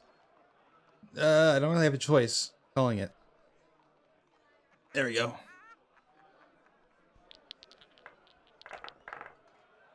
2 4s. I'm gonna say 1. Are you asking me who I have been assigned to kill? It would be against the code for me to divulge such a thing. Okay. 1 3. I'm gonna say 2 4s. My bid. 3 4s. Calling it. Nice. Oh, wait. I keep mixing that with 3s. Oh, boy. 1 3. I say 2 3s. No! Ah! Fuck. I don't think there's a way for me to win that. But he doesn't have a debt anymore. That's the game, Flanker says. You lose. Flanker smiles, clearly relieved. I am a man of my word, he says. I am freed of my debt to you. From now on, we are no longer friends, merely associates. It was a fair victory. Flanker nods, gracious in victory. He gets to his feet. Will I see you again? Not in this city, he replies. Beyond, it is not impossible. I wish you luck. You bid farewell to Flanker as he sweeps out of the inn. I mean, I didn't insult him, but there might be somebody who wants to pay him to kill me. We'll see. Maybe I'll get another chance to spare him. You fight your way through the creatures into the bar. With a thump on the bar top, you catch the innkeeper's attention. Look him over. The innkeeper is a surly, bald-headed man used to dealing with the rebel from the docks. He runs this place like a school teacher controlling an unruly classroom. Eyes everywhere, hands quick at collecting money and keeping others out of the till. Greetings. Nice place you have here. The innkeeper nods at you. He's clearly impressed by your dress and fearsome aspect. What be your purpose in these here parts? He asks. The other creatures at the bar jostle and push each other for space. Buy food. Can you feed me in the cell hole, you ask? To the gills, for 6 gold pieces, hearty as you like. What's the price of a room? Innkeeper holds up 4 fingers rather than shouting across the bar. A ruffian knocks over a dwarf's mug of ale. The fight that breaks out is short, sharp, and ends with the heel of an axe breaking the ruffian's nose. A great cheer goes up, and the innkeeper replaces the ale free of charge. I'm gonna pay for a room. You hand over 4 gold pieces. For a moment, the attention of every other creature at the bar is distracted by the shine. Then the innkeeper slips the coins into his belt, and conversation resumes. He jerks his thumb to the staircase in one corner. Go up whenever you like. Okay, I've already eaten, I've already drank. I don't think I really need to pay for more. The room is small but clean. You lie down on the bed, tired from the day of walking through the busy city. And sleep. Then it's time to sleep. You close your eyes and the noise from downstairs does not trouble you for long. Your dreams are cluttered and crazy. Red-eyed beings loom at you. You seem to be walking forwards, traps springing at your feet. Blanker laughs and raises his sword, plunging it deep into your neck. Face after face laughs at you as you ask about the spells. 4, says one. There are 11 spells. 13. 49. Music builds around you, and you are spinning faster and faster in smaller circles. And somewhere beneath your feet, you hear a man cackling with laughter, and the crown on his head beyond your reach. Okay. Dawn breaks, and you head downstairs. The inn looks like a whirlwind has passed through it. Chairs are turned over on top of tables, plates and flagons have been scattered around, and several patrons are passed out to sleep on the floor. Let's go outside. You pick your way across the bodies to the door and go out into the street. As the sun breaks over the rooftops of Lower Carre, the city looks clean and bright, like a stone polished to a shine by a fast-flowing river. The effects last for a beautiful moment, and then the people of Carre begin to stir, opening the windows to throw out their slop, shouting and cursing at each other as they do so. Okay, over to the dock then.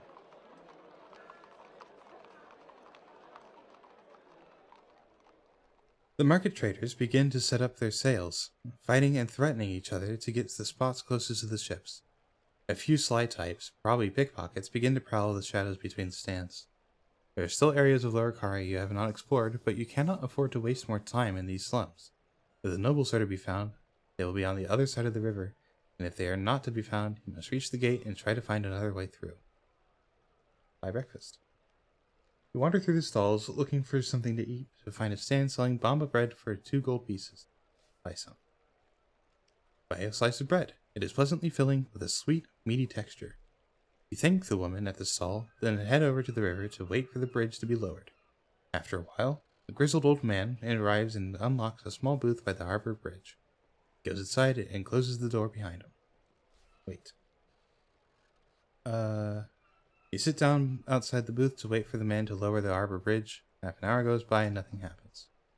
Knock on the booth door. Tired of waiting, you go over to the booth and knock firmly on the door. The old man lowers down the window and leans out of the booth. What you want? Good morning. You begin cheerfully. Ah, the man replies. Beautiful day, isn't it? The man peers at you suspiciously. Whatever it is, he grumbles, I'm not buying. I'm not selling anything. Not to me, the man replies. He goes back inside the booth. Wait another half an hour, enjoying the morning sunlight playing on the river. It seems like the first rest you have had since you left the outpost settlement. It's hard to imagine that, had it not been for the Archmage and the Birdman, would not have made this journey, ever explored the world outside of the Shamatanti wall. Look around the dock. By the base of the bridge, you notice a winch-like contraption. Perhaps it lowers the bridge? I'm gonna leave it. I'm not gonna... do it myself? You wait a little longer. Suddenly, there's a flurry of movement from inside the booth. The old man lowers his booth and leaves his booth and goes over to a contraption on the waterfront. He begins to heave and wind an ancient winch. It seems to be quite hard work. He is trying to move the whole weight of the bridge single-handedly. Help him out. You get to your feet and go over to help the man. They're off, he growls. Go rocket. Help him anyway. Ignoring the man's complaints, you grab the other side of the winch and turn. The bridge lowers much faster than you could have done it alone, though the man does not stop complaining and whining. Finally, the bridge smacks him down into the place. The man does not thank you, but sulks back inside of his booth. Okay, at least I can cross now.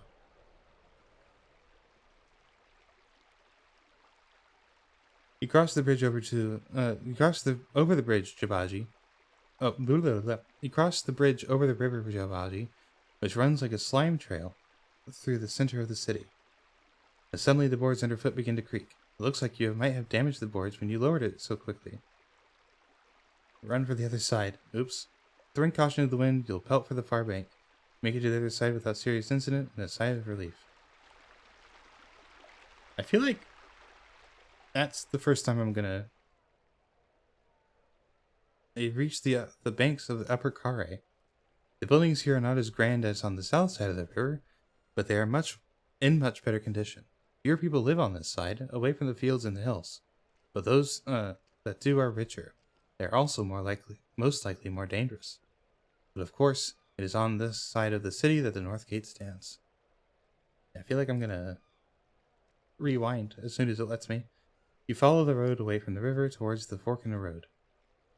If there are any nobles still in the city port, their houses are most likely to be on this side of the river. But which way? I'm gonna head for the bridge. Yeah. Buy breakfast. Buy some. Wait. Keep waiting this time. Okay. Look around the dock. I'm gonna leave it. And I'll wait this time. Let the man struggle and sit back in the sunshine and wait. Makes me sound like an asshole.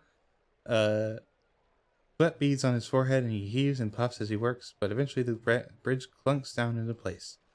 You salute the man cheerfully and get to your feet.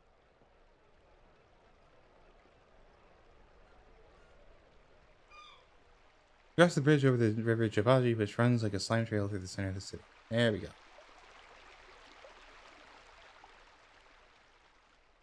Start moving. Yes. Alright. One more BRB. One more.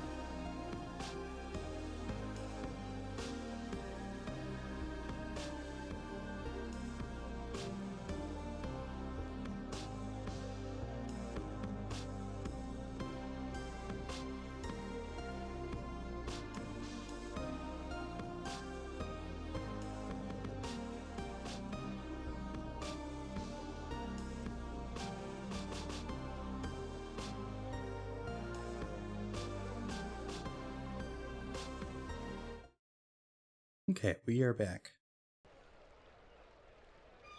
So there's a fork in the road. Let's just go there.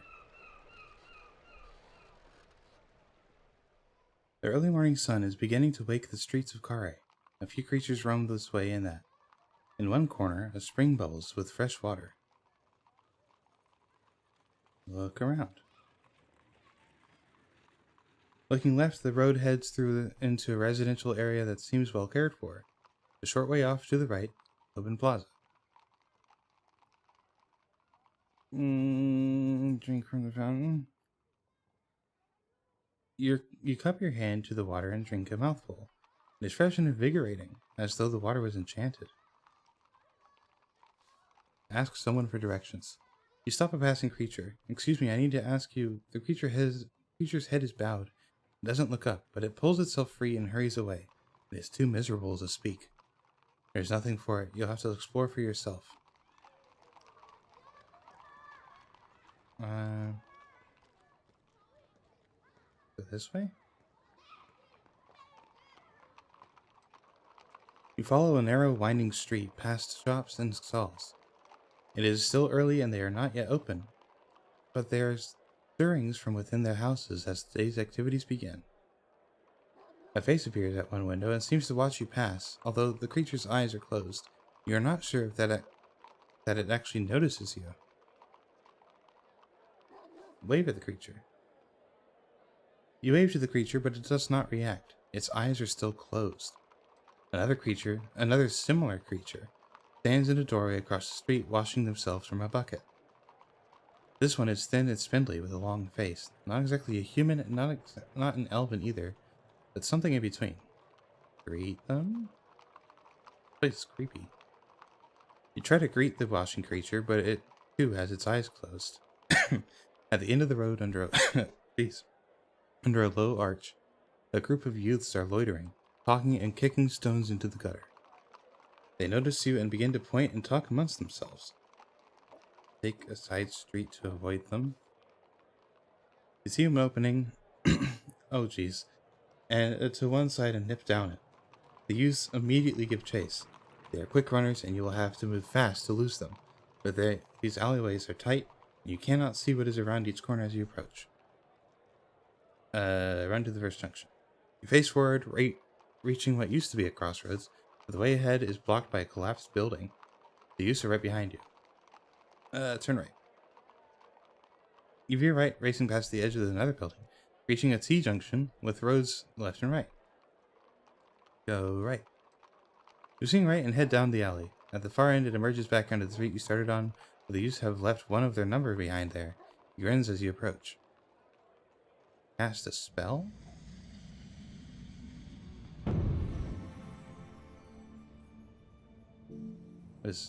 Oh, how? Find safe passage.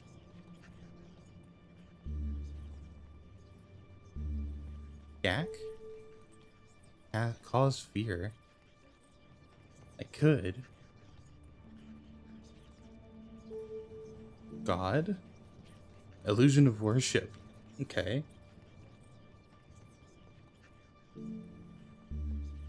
Dud.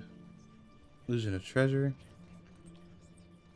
Well, I feel like Gak might be good, because I don't use stamina for that one. Let's do that. Slip on the black face mask and cast the spell. Despite not seeing you do it, the creatures begin suddenly to slouch and cower. They appear quite terrified. A moment later, one breaks away and runs off down the street, the others quickly follow. Okay. Thank God.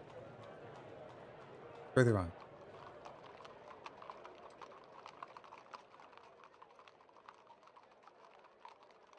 You find your way back to the street and follow it along until it forks.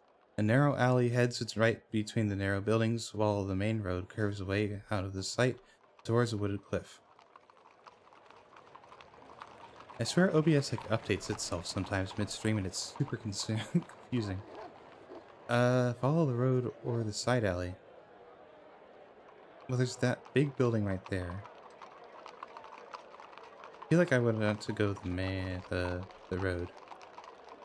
There's a few big buildings. Follow the road as it curves around. To your left, a line of buildings has been constructed out of the right out of the side of a natural cliff face. Above them is a thick area of trees. On the right, you pass a building bordered by a wall, almost as high as itself. Look at the wall. Crane your neck to look at the wall. It is several times your height. Whoever lives here is keen to keep the inhabitants of Kare out, or keen perhaps to keep whatever is inside in. The surface is rough and pockmarked with age. At the very top, something gleams. Look up in the trees. You just see something move between the pines that line the ridge. You stop and stare but make out nothing. Perhaps a movement of a low shadow, but perhaps it is the sunlight through the shifting branches. But certainly, those trees must be thick with wild animals, and the creatures that live here must be plagued by them, unless the creatures that live here are more dangerous than themselves. Cast a spell. Let's see.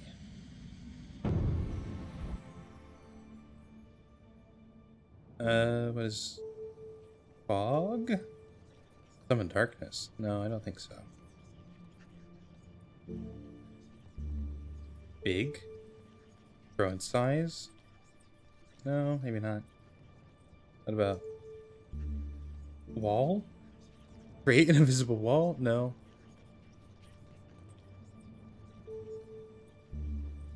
Thus. Sense danger. There we go. You cast a spell and a calm voice enters your mind, telling you that inside the high wall is much danger and death, and cruelty you would do well to avoid. The warning delivered, it slinks away. See, but I'm kind of thinking...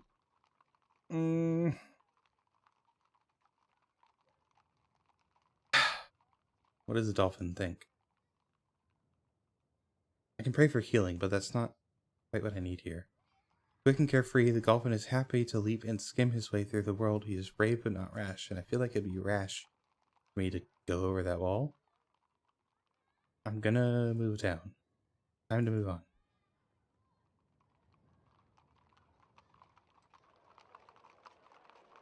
You follow the road as it narrows. The houses built up against the cliff face become narrower too. The single buildings divided and divided again, until each dwelling is no wider than its own doorway. Knock on a door? Sure. You pause to knock on a random door. After a short pause, it opens to reveal a Sven woman wearing a bright blonde wig. She seems surprised to see you. Who are you? She demands. Who sent you? No one sent me. Then what do you want? She folds her arms crossed. I am looking for a man named, called Lorag. Lorag, she nods. I know him, but this isn't his house.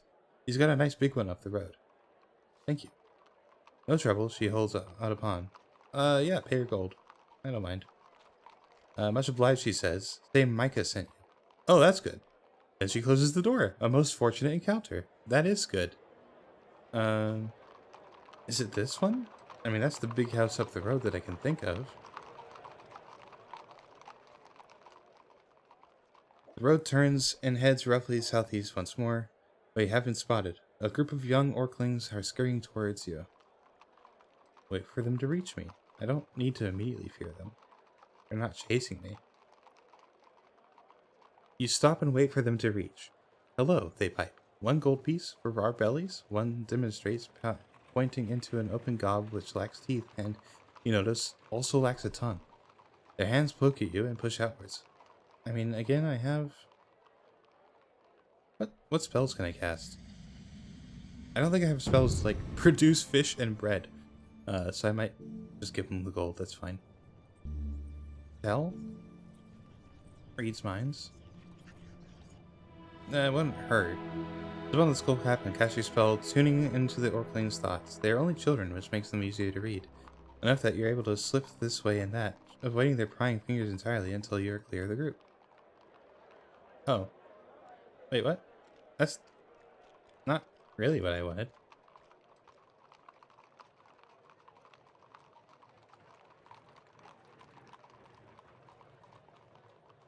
Wait for them to reach me.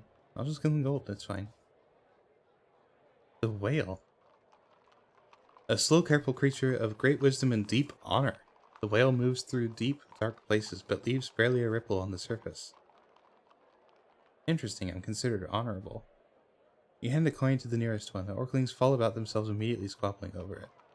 Try to talk to them. You catch one of the Orklings by the arm. Now I get something from you. The Orkling gulps. Have you heard of a man? I didn't want to get that aggro. Have you heard of a man called Vic? Orklings shake their heads, no. The Orklings squabble and shove each other aside. Where have you all come from? We just had a lesson from our teacher Lorak, the Orklings answers. He lives up the road. Helpfully, he points for you. You swat away a little Orkling whose hand has mysteriously found its way into your backpack.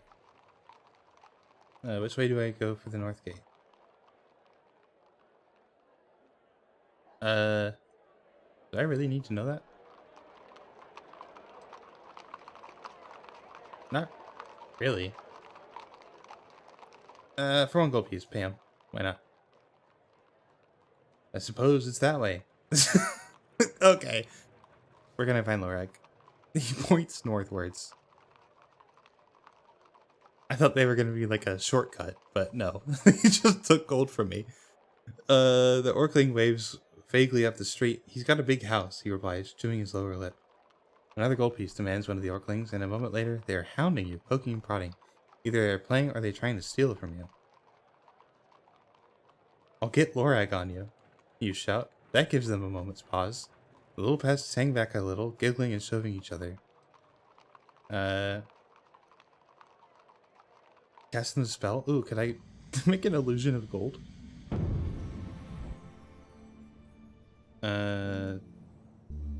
No, not tell. Dud? Illusion of treasure. You cast the spell, and piles of gold and treasure spill from the sleeve of your jacket all over the road. The Orklings go instantly into the frenzy of collection, running over each other and beating each other up, stuffing handfuls of gems in their tunics. You take the opportunity to slip away.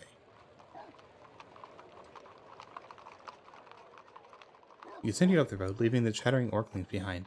After a short distance, you come across a large building made of stones and mortar. Look at the building.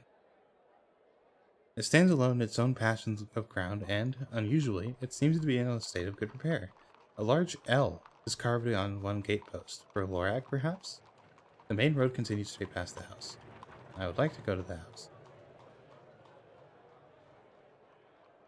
You enter the gate and follow the path to the front of the house, between tall, well-tended trees. This place seems quite lived in. Creep around the side? No, probably not.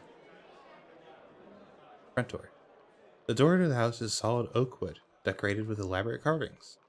In the middle is a great brass knocker. Nice sus. There are easy ways to enter a house than by asking permission, of course.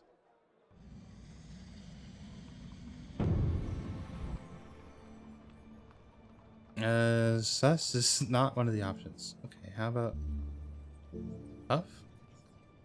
Great wind, that'd be funny. Hot. How? Find safe passage. Zip. Cause teleportation. And interesting. Okay. And what is it? Dop? The unlock doors.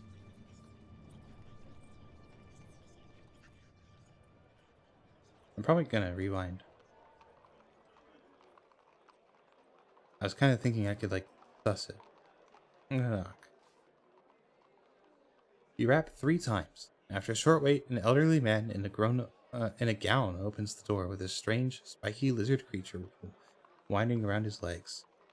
Yes, he demands, and who are you? You look a trustworthy sort. Micah sent me. Did she really? I wonder why she did that. Pats the lizard at his feet, clearly relaxing in your company somewhat. I need your help. You certainly look like a drowning dog, he remarks coolly.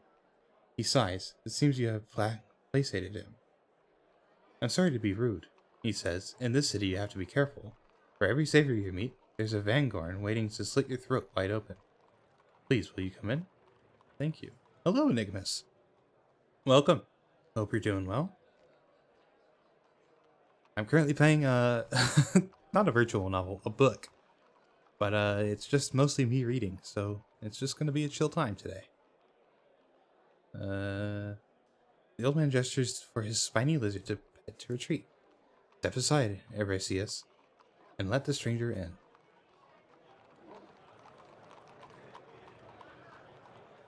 You step inside his house.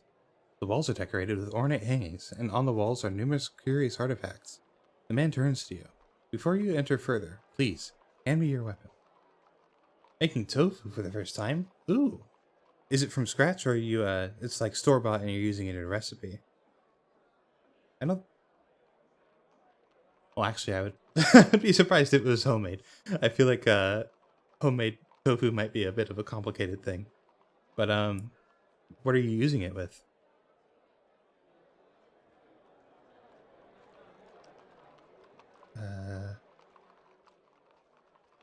Actually, we're gonna look up. How do you make tofu? I'm curious now. Homemade tofu.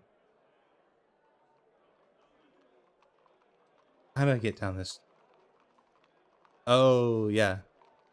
From raw air frying it with seasoning. That's pretty nice. That sounds tasty. Soy milk for tofu.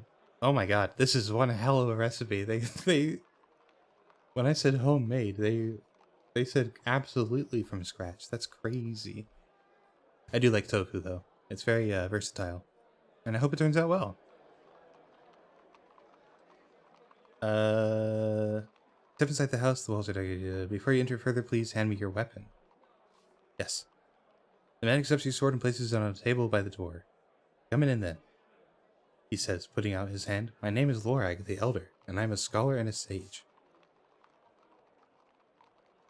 Yeah. Fair. Looking over it, I'm like, I don't know if I want to do all that.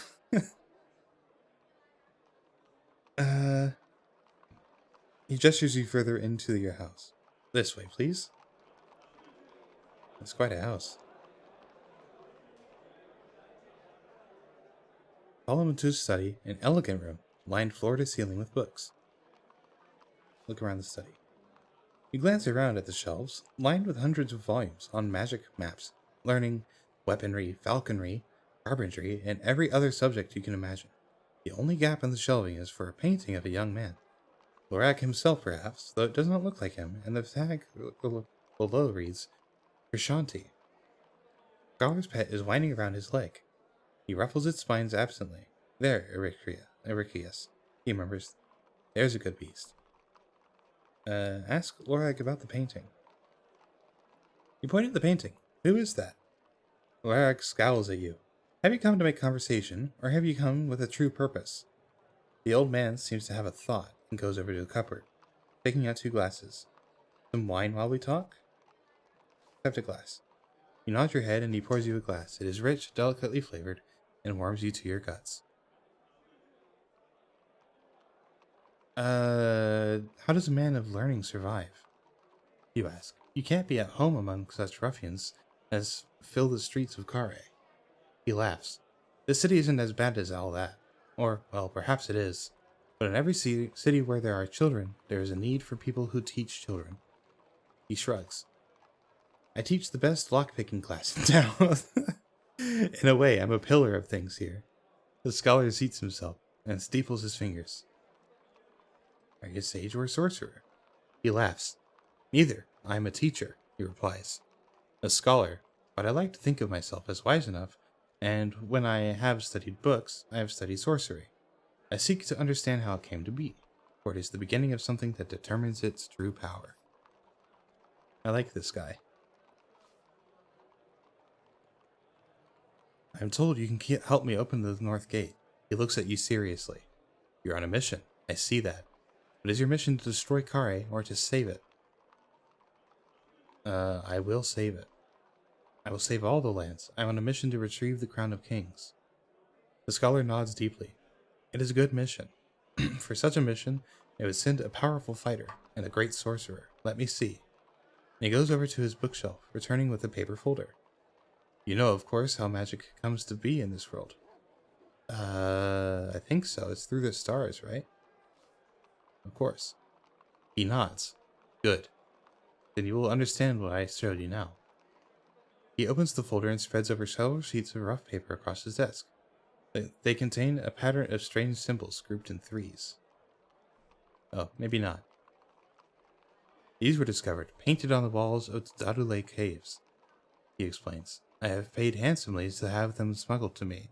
Even the first noble of Kare does not know I have them, and if he did, his rage would be terrible. Do you know what they are? Tell me. Oh my god. He grins excitedly. They are spells, but not spells as we would have them. Were painted by cave people before the Dark Ages, over 3,000 years before Cholana discovered the crown. They perform the same magic because the stars have not changed, but as you can see, the spells themselves are different. See this one, and he draws out a sheet of paper on which is drawn the following symbols. And I know 2 of those. Is that law? I can guess its effect.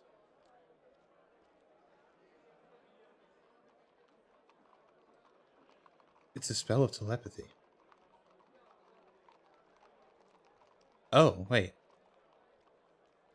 He shakes his head. Based on the images found with the spell, I believe it is a spell of confusion. On that one that will muddle and befuddle any creature over whom it is cast.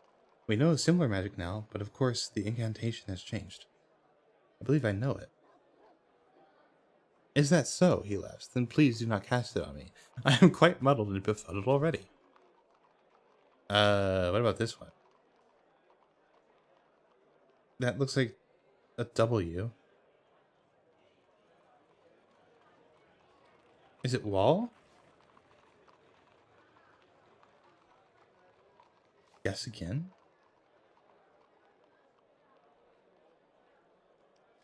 Spell of healing?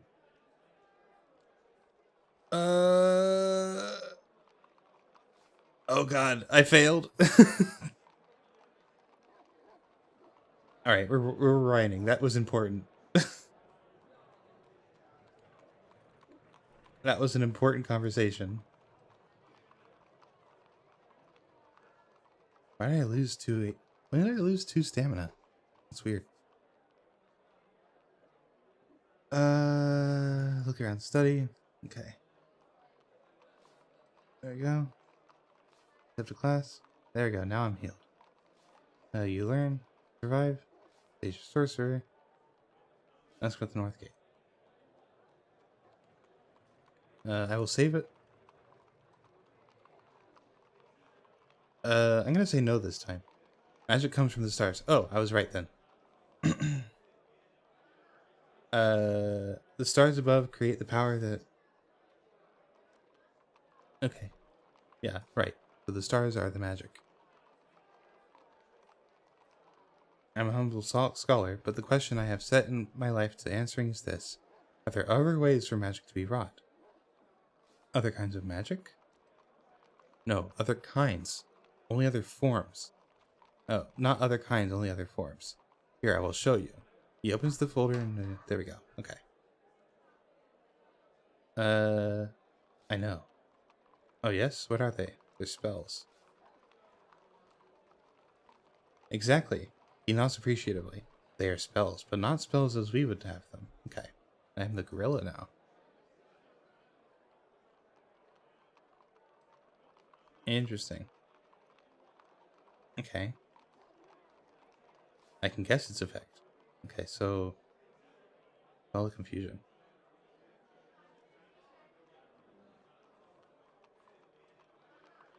Wait, not conversing. Ah!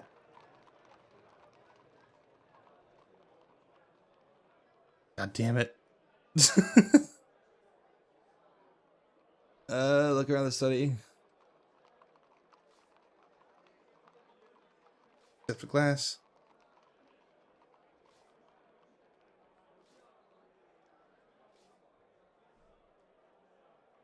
I'll save it. Of course. Yeah, they're spells. They're stars. Okay, I know. There's spells. I can guess its effect. We know it is a spell of confusion. Looks at you with great interest. Perhaps you are indeed a great magician, he says. That is quite right. And then this one was a spell of mind reading? Quite right. Laura claps his hands. I wonder what that one is. It looks like a W, but it probably isn't. Kind of like chicken nuggets? Oh, yeah, because they're, yeah, that makes sense. That sounds pretty nice, though. I do like, fried tofu. Uh, a lot of, I believe it's Thai restaurants that I've gone to have had fried tofu dishes. Those are always pretty enjoyable and pretty fresh. You can also make them kind of spicy.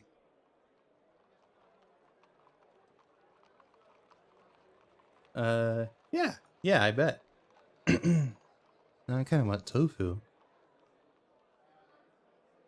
Uh, he reaches for another folder and opens it slowly and cautiously, as though the contents might try to bite him.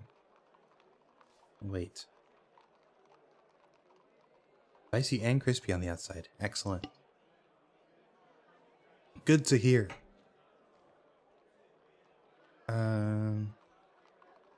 He lays a sheet on the desk. The spell was found inside one of the deepest caves, a place so old and ancient it has never been revisited since the time when these people set their home fires all across the Shamatanti hills. The painting beside it indicated that this was their most powerful, most terrible magic. But as you see, the spell is partly lost. Wait, I think I know what this one is. It's a dog or something? You understand his meaning. On the page are drawn 2 symbols, not 3. The last symbol is unreadable. The scholar leans in urgently. A rockfall destroyed part of this picture, but dearly I wish to know, what was the last character? Oh.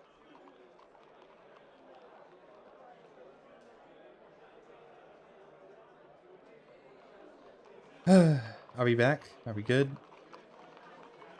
It looks like we're good. Yeah, that was OBS doing its thing, I guess.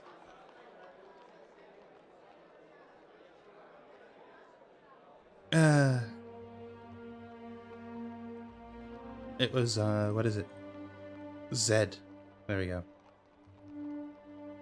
Most formidable spell in lore, but no one knows why. In all recorded history, this spell has been cast only once, by a powerful necromancer from Throbin, who is never seen again. Its effects are unknown. The necromancer's notes were found, but were crazed and unclear. And if this is saying it's their most powerful spell, I think that might be it. I believe I know. Okay, we need to think about this. Okay. So I just have to guess that we know the answer. So, this spell was a spell of confusion.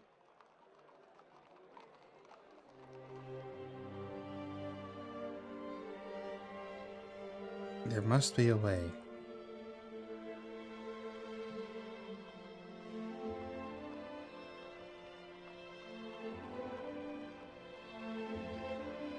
Dumb?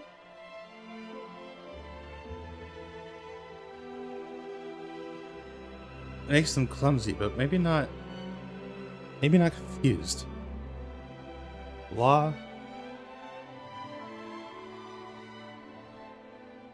Cough. Hot. Zap. No.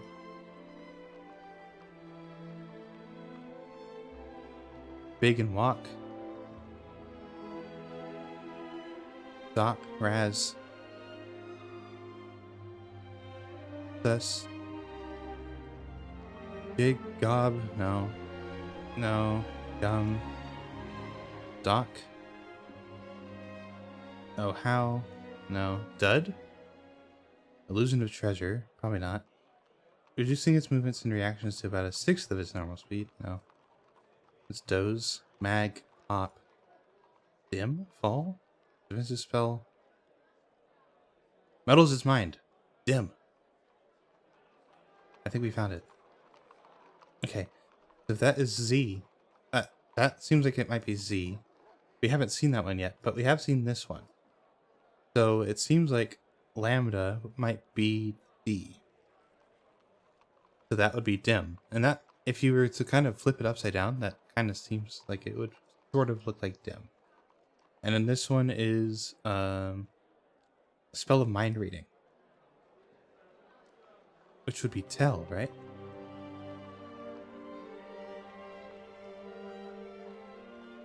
Yes, tell. Spell of mind reading. It was T-E-L. That means that's E. So I think I'm right. This is... There we go. Holding the brush with arm outstretched as you were taught, you draw the symbol lambda. The scholar considers for a long time, breathing through his thick beard, then he nods deeply. Yes, I do believe you have it. He looks up. Do you know the spell? I know of it. He nods. I see you're a truly great sorcerer. The spell is one I have only heard rumor of. I have never seen the constellation that lies behind the magic. But this will help me in my search. Yes, I think it will help a great deal. He files away his pages, taking this one, the one with your drawing on, with particular care. Now, I may aid you in return. You wish to learn for the spell for the North Gate. I don't mind giving you my line, although it is my secret to keep. Here it is. Tumblers 2 sealed deep inside. Okay. Where can I find the other lines? He shakes his head. The keepers of the lines are all leading citizens, but where they are, I do not know. At least one of them, Shinva, is dead, but I have heard it as said he still haunts his tomb in the necropolis. But please, before you go, follow me. He gestures across the room to a bookshelf lined with artifacts. Sweet! Alright, we got another line, and we solved that puzzle. You follow him across the room. He opens the drawer in the tall cabinet and pulls out something that looks like a shock of green fur. Put this on for me, if you would. I wish to try an experiment. Oh, is it a wig? Oh, it's the green wig. Take the wig. You take the fur and put it on, and find it is, in fact, a green wig. Now, Lorax says, put it on. He's pulling something from his own pocket as he speaks. It looks like a skull cap made of white cloth. Put on the wig. Is he trying to tell me while I use my green wig spell? You pull the wig over your head, feeling quite ridiculous. Lorax smiles and puts the white skull cap on his own head. Then he begins to cast a strange sounding spell, speaking in syllables that sound more like goblin than ancient tongue of magic. Wait and watch. You wait and watch. Slowly and carefully, Lorax completes his spell. You feel his thoughts reaching out and entering your mind, projecting strange ideas and curious images. Somehow, the wig is letting him talk to you, but not in a human tongue, but one of many other tongues of Kakabad. Suddenly, you drop to your knees. Get up. Lift one hand, then proceed to scratch your elbow. Lorax laughs and claps his hands in delight. Superb, he remarks. Simply marvelous. Remove the wig. You bark twice in reply, turn around, and then sit at Lorax's feet. Quite incredible, you hear him remark, and then he says something further in the common tongue, but for some reason you cannot understand it. In fact, you see nothing but his eyes. They fill your gaze. He has produced a stick. He's just toying with me now. No! You open your mouth and take the stick between your teeth. Lorax beams, claps his hands, and makes a gesture that causes you to stand. You follow him out the door. What is my fate? You have become a sorcerer's pet. Your adventure is at an end. God damn it. I was just trying to help him. That's so funny. Alright, well, I'll let him do the experiment, but I'm going to take off the wig. Take the wig. Put on the wig. Wait and watch. Remove the wig. Remove the wig. Take the stick. Oh, what's my fate? Fuck. What the hell, man? You really can't trust anybody in this fucking town. Oh, what kind of experiment? Oh, it is quite harmless, Lorax says. Just a little thing I found in my calculations. I suspect it will not work. Take the wig. Put on the wig. Is there no way to see? Cast a spell. Alright. At least I get to cast a spell. Let's see. Mag? Protect from magic. That is probably the right answer. What's the other ones? Res? Resurrect the dead? What? Rap? Talk all languages? Requires a green-haired wig. Ooh! Cast the spell, you are immediately able to understand the words Lorac is saying. My will becomes your will. You are a mere pet, a creature, a subject. Do you understand me? He is trying to take control of your mind telepathically. But since you can understand his words, they are not effective, and you simply laugh and reply. You see him try to alter the shape of the magic, twisting it this way and that, but nothing works. It seems your protection spell has foxtail. After a few minutes, he removes the skull cap and mods. Thank you. It seemed my calculations were in error after all. He smiles weakly. And please keep the wig. In this city, he says, sometimes the creatures know more than menfolk. This may be of use to you. Lorag shows you the door. You retrieve your sword and go. Oh my god. Fuck this guy. Alright. Thanks for the spell word, but you tried to enslave me. Return to the main road.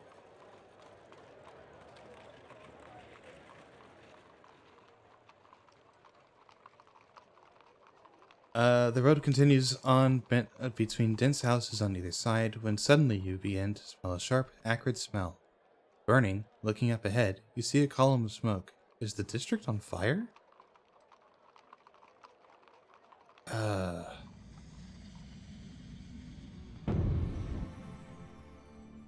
I help? Let's see. Mag? Protect from magic? No, I don't think so. Not this time. Off? Fog. Summons darkness? No. Off. Creates a force field? No.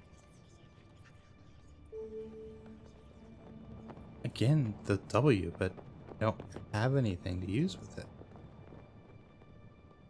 And sus. Yeah, let's do sus. What was the other one? Oh, it was just sus. Okay. Sense danger.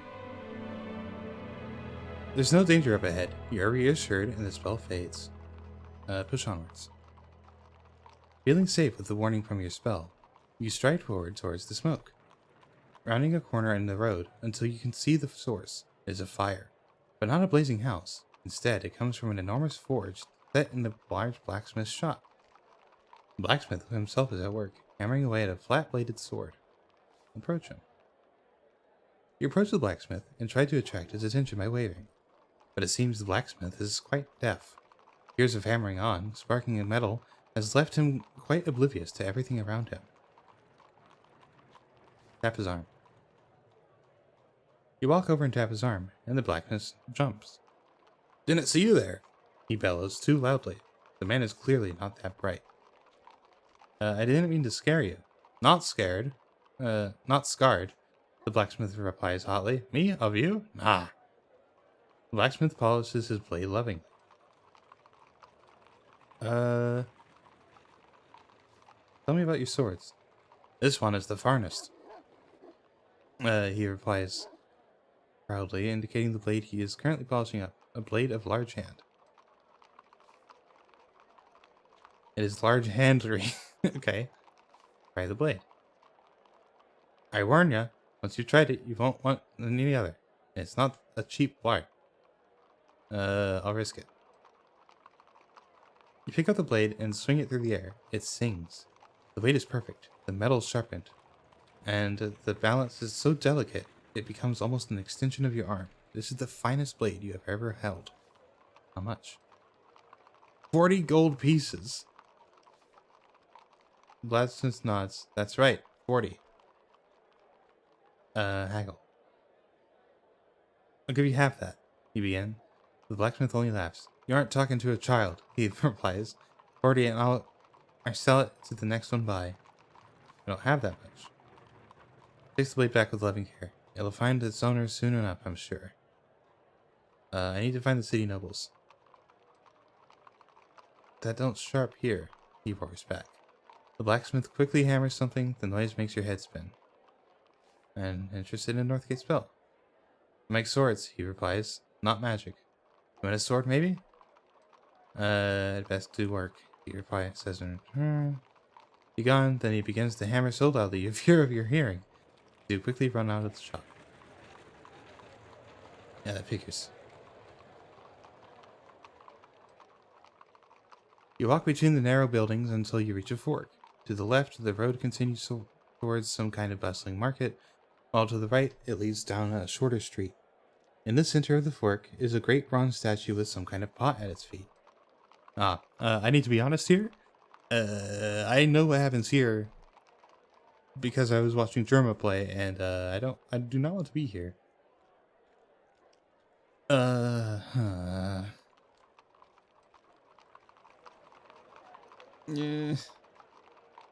Nothing good happens here.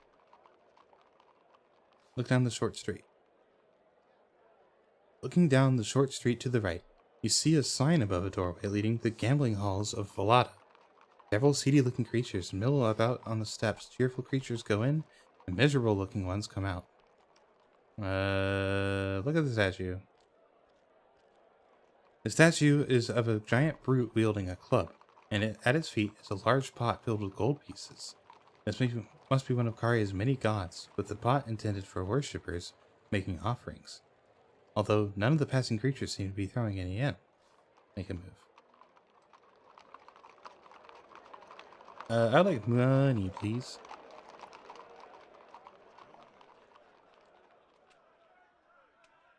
You enter the shade of a long hall filled with bodies and smoke, but strangely silent. No one is speaking, and the only noise is the constant rattling of dice, which rolls around the rafter to ceiling like thunder. Only occasional cheer and curse breaks the mood. By the door is a booth, and the gambling tables are out of the main hall. A great cheer goes up from one of the tables.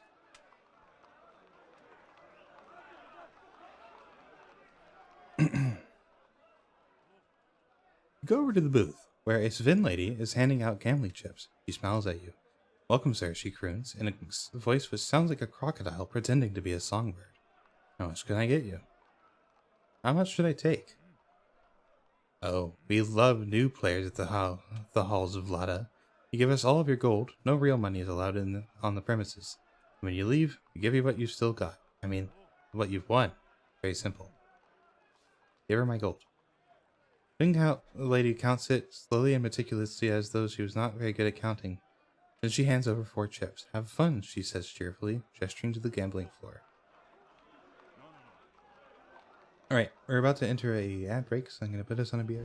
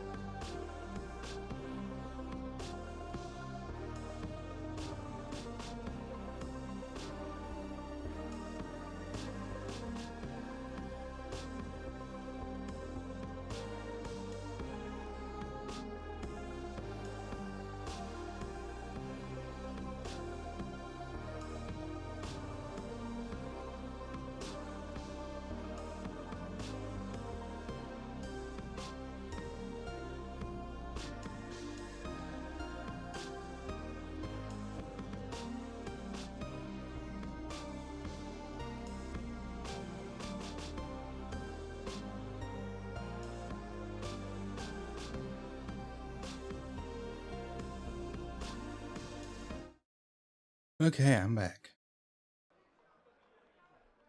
You walk out into the hall. Players of all races and descriptions sit either side of two long wooden benches, starting games with each other, writing them out, and then exchanging chips and moving on. It is like a kind of stately dance, played with great dedication and almost entirely in silence. An old man, grizzled sailor, and a bristly innkeeper are waiting to play. You notice the old man only has one arm.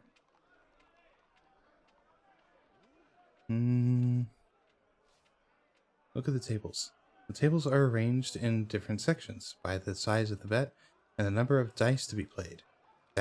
Looking creatures move down from high stakes tables to lower ones. Brassy and bold creatures move up. At the two chip tables are the old man and the sailor. At the table with the 10 chip bet, the innkeeper is waiting to play. The old man and the sailor have just finished a game. The old man must have won because he stands, cracks his knuckles, and moves to the 5-piece table. The sailor shifts down to the table with the 5-chip wager. Okay.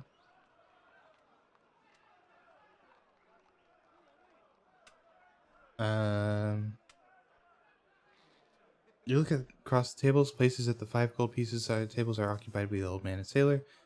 The old man and the sailor finish the 10th game. Pick a table. At one end, games are being played for stakes at as low as 2 gold pieces. At the other end, players are betting 20 on each game. Okay, so I can make a good amount of money here. Most tables also offer long games with 4 or 5 dice each, alongside shorter or 2 or 3 dice games, but not all the tables have players ready to play. Okay, I would like to 2 gold.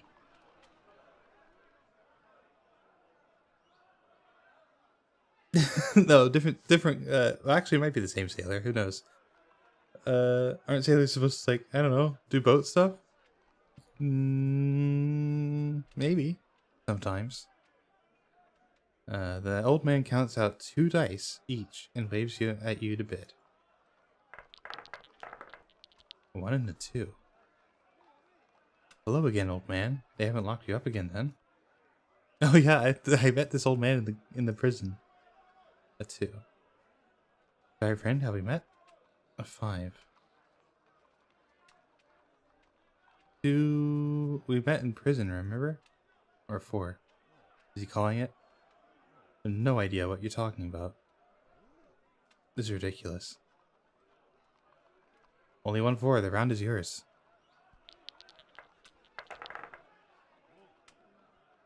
4 and a 3.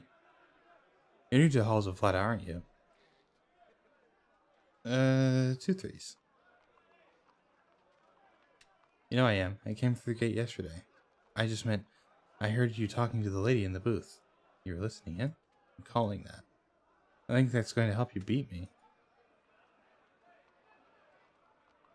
Alright.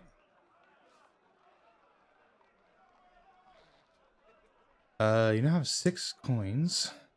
He gets up and with a sigh, he slinks from the hall. You no longer have enough chips to play, unless one of the other players moves down to the lower table. Weren't there 5 chip tables?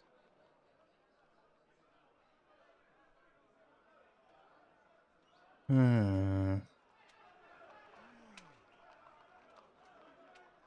guess I'll stay put.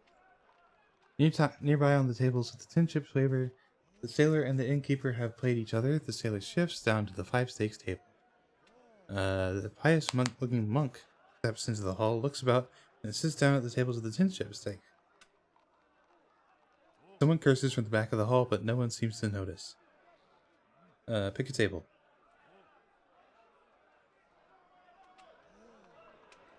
Short 5 gold.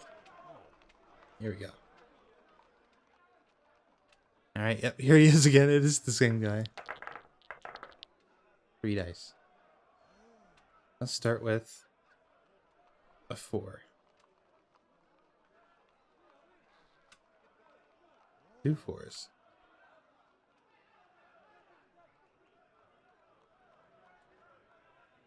3 3s. Please tell me he has a call. This domain does C. God damn it. Oh. He wins this round. Okay. Tell you what. Dry land ain't no good for Ma. Why's that?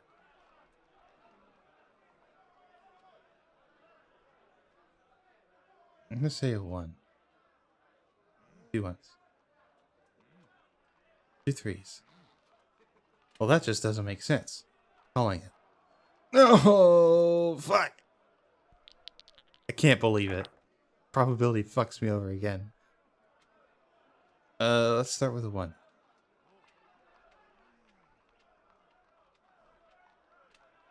I've never seen this man at sea even once. It's true. 2 fours. I'm calling it. Ah, fuck. Well, I'm broke now.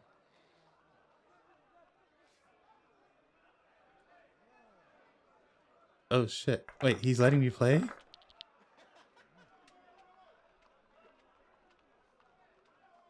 I'm gonna say a 3.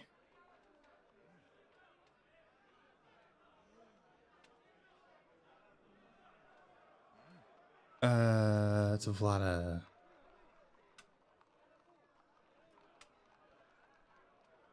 3 twos. 4 twos. I'm calling that. To your mama? I don't want to get punched. Oh my god, are you kidding me?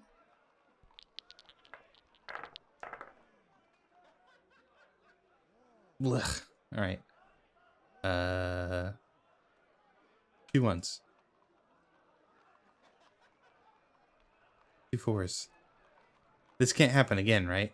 You can't keep doing this. Oh, thank god.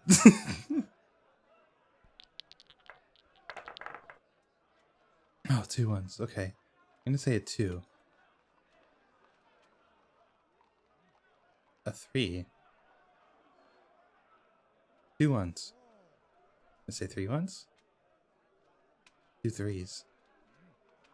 Calling it. Alright, nice.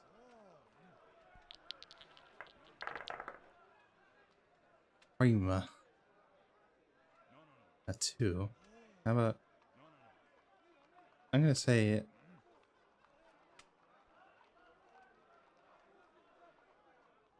a 3. 2 twos? Impossible. Okay, I win this time. 5 chips. You now have 6. They put... Oh, it's the sailor again, huh?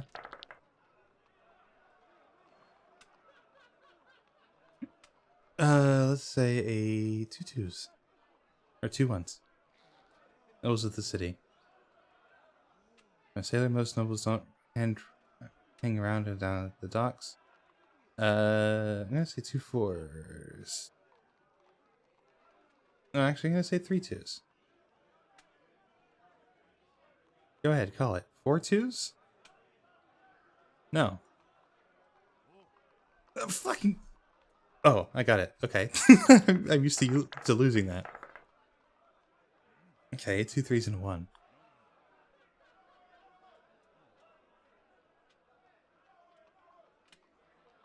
Get back to the boat, sailor. Oh, fuck. Yes. No. Yes. I can't understand what you're saying. God. I'm gonna say 2 threes. I see him say we have 3 threes. 2 fours. I'm gonna say 3 threes.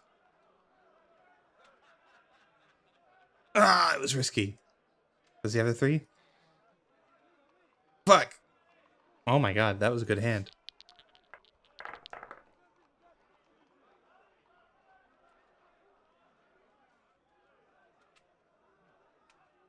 A 2 and a 4. This is really fun. Okay. One of my favorite things in games is mini games. I think we can probably all guess this. But I really want to play The Witcher on stream, but specifically to play Gwent, because Gwent is really fun. Part of the reason about Part of the reason I haven't streamed The Witcher is because there are certain scenes in it that might not be terms of service friendly. But dang, if Gwent is fun as hell. It makes me sad because the mobile game version of Gwent just isn't Gwent. If they changed the rules, they changed how it works, so it just isn't the same style of gameplay as the one in Witcher 3. It's really strange. But God, I love weird mini games. Let's see. Play The Witcher 3 and I'm like, damn it, CDPR, I can't make this skip. That is fair. If you're not into Gwent, whenever you are required to do Gwent, or if something would be made easier by doing Gwent, you're like, I don't want to do this. Or you just get like really difficult matches in Gwent and there's no chance that you're gonna win. It's really, you love it or you hate it. Yeah, I understand, I think. Two twos, huh? I'm gonna say 3 twos. No, I'm not gonna say that. That's crazy. I'm gonna say 2 fours. Call it. Oh, he's gonna have 2 twos, isn't he? I knew it. Oh my god. That's crazy. Okay, he's opening. I'm gonna say there are 2 ones. Oops. Where did the game go? There you go. Call. Yeah, that sounds about right. Fuck. It's okay, I'll just sit here. We'll just do it again. Don't tell him that I don't have 5 tokens. I don't have the chips to bet on this one. But don't worry about it.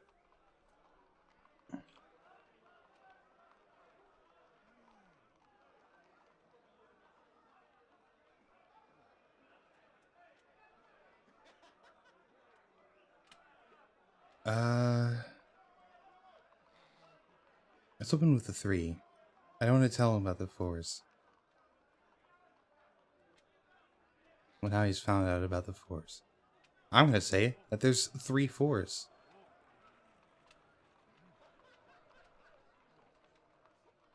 Oh, fuck. It is pretty fun. I kind of wish you could just play it on its own, like in the title screen or something. I'm going to say no. No, there's not. He doesn't have 2 4s. He doesn't. All right.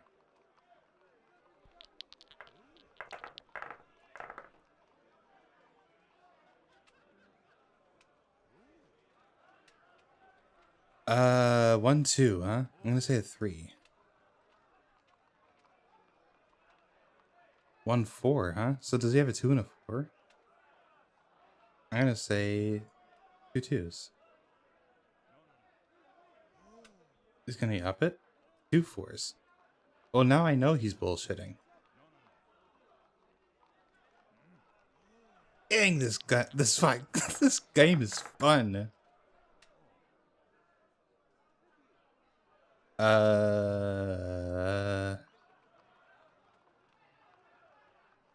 gonna say 2 3s. 2 4s? I don't have any 4s, you fucking idiot. Dice Tourney collab stream? Oh, that would be funny. That would be very good. I would love that.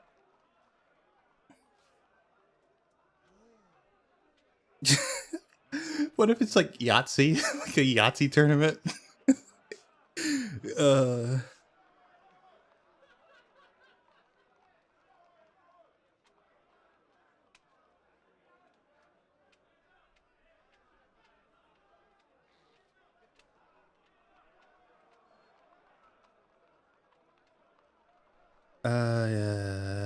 I guess I'll stay put. I mean, eventually I'll win twice in a row, right?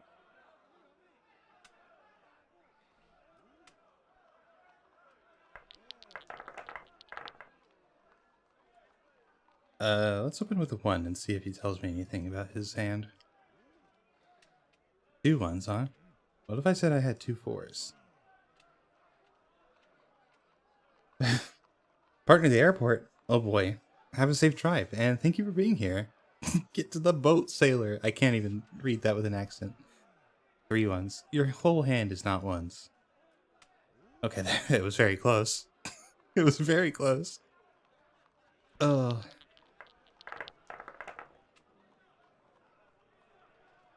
3.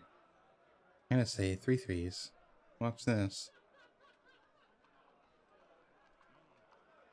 4 threes, huh? Call it. Oh shit! I played right into his hand.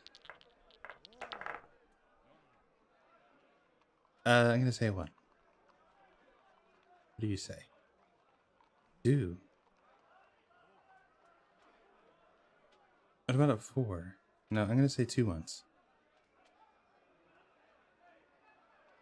2 twos. That tells me his hand is both 2s. Alright. It was win or lose there. He has a 2. I'm gonna say I have a 4. He has 2 twos? Well, I don't have any, so I'm calling. Alright, finally we can move on to the 10s. Change table.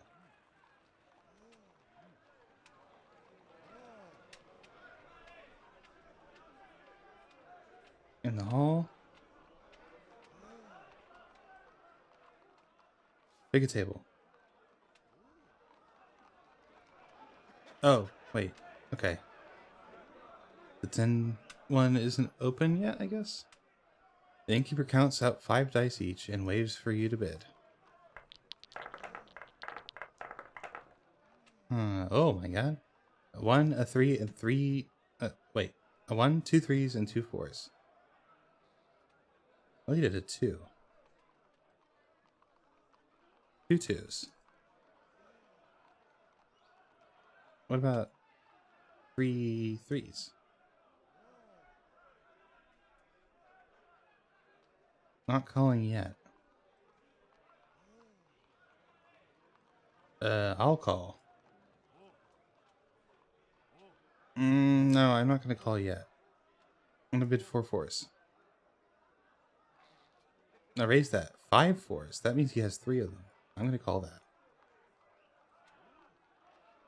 Nice. Roll dice again.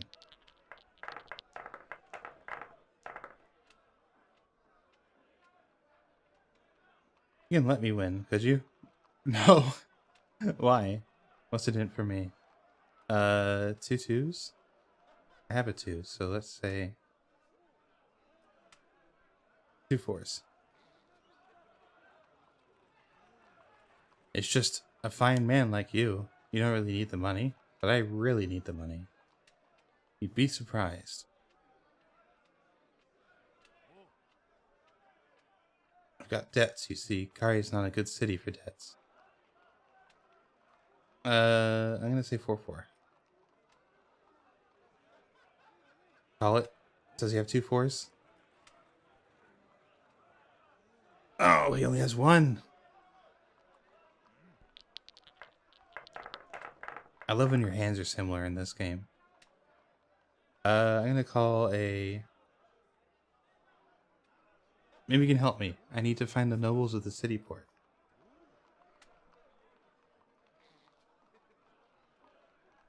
Time was they were in the council. These days they're all in hiding. Hiding from what? He's saying he has a 4 also. Oh, 2 threes. 3 threes. I don't have any 3s. Pick for first mobile.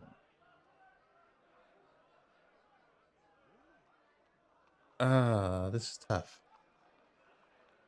I'm calling it.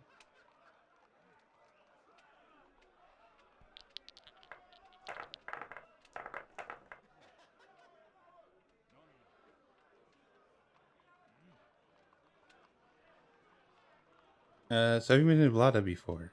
No. Are you a regular? 2 threes. No. 2 fours.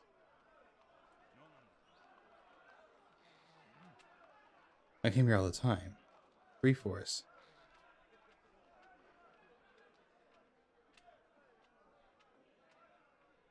I'm gonna call that because I can't stay at 3. Only 2/4. The round is yours. Nice. Let me think. Let's open with a 3. 3/4. I don't have any 4s, so no. Dang. Alright, what do you say? 1, 2? I say 2 2s. Call me on it. My ex-wife. Well, sorry to tell you. I don't have any 2s. Alright. The monk places 5 chips into your palm. I hope you're content to steal from the charitable donations made by the devout in this city. You have 16. He nods and shifts to the table with 2-chip bet. Change table.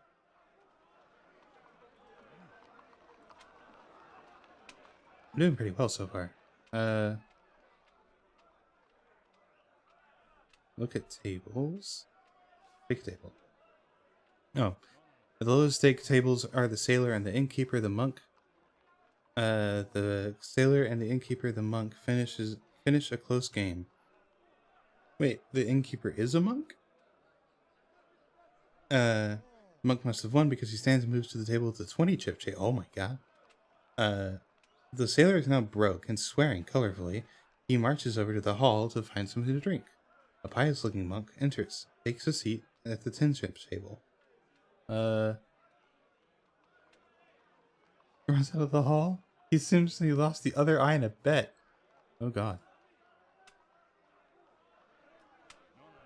Long 10 gold.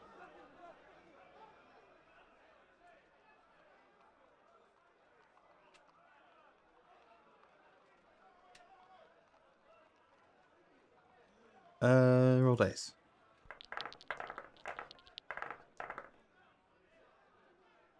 3 4s.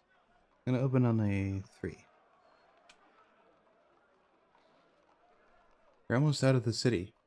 There is a marketplace in the great necropolis of Kare. What's the necropolis? Oh, 3 4s? I'm gonna say 4 4s. What's the necropolis like?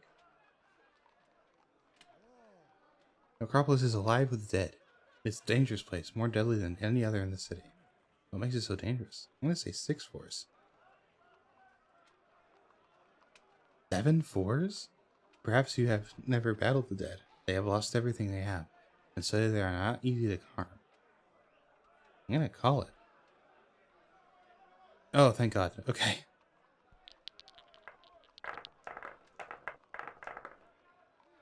4 4 1 3 3. Okay. I have asked Vlada many times to allow candles in here. It would make the ritual much better. The ritual?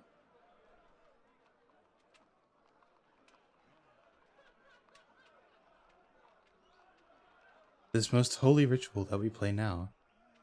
I see. 5 3s. He's gonna call it? Oh my god. It is. Swindlestones is the great ritual of F. Where do you think the game comes from? Alright.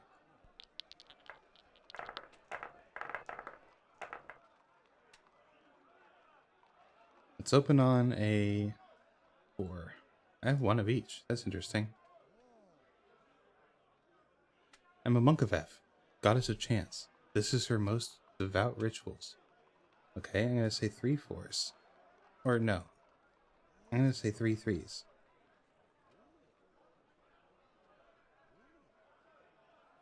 I will not lose. My goddess is with me. Then how can I hope to defeat you? There are 3 4s. The monk wins the round. Okay. 1 1 2 3. Okay. 2 2s. I'm gonna say, or 3 2 1s. I'm gonna say 3 1s. Call? Do you not have any 1s? Wow, that was fast. Okay.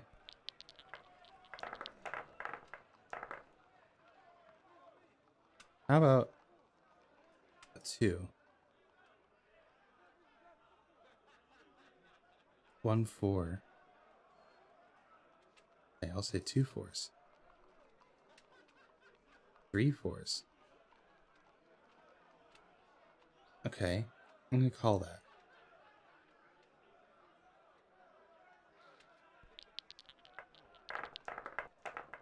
One more. 2 2 3 4. Okay. Started at 4. The 2 4s. 3 4s? Well, that's impossible.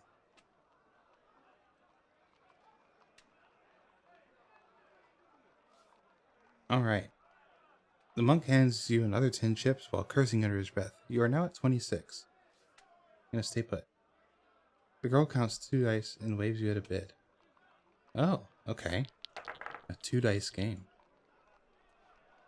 Start with a 2.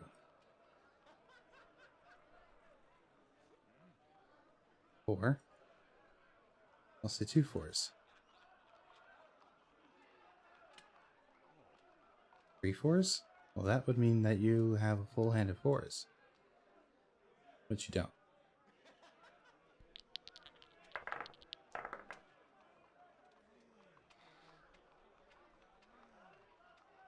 Okay, I've always wanted to come here. This is where the best players in Kare kind of play. I wish you luck. 2 4s? I don't have any 4s, so... Game is yours. With a frown, the beggar girl hands over 10 chips. You now have 36. I'm gonna stay put. The red eye hands you your dice and waves you to bid. A 2 dice game. In with a 1. See if I can trick him. Round isn't over. I'm gonna say 2 4s. Wow, look at this.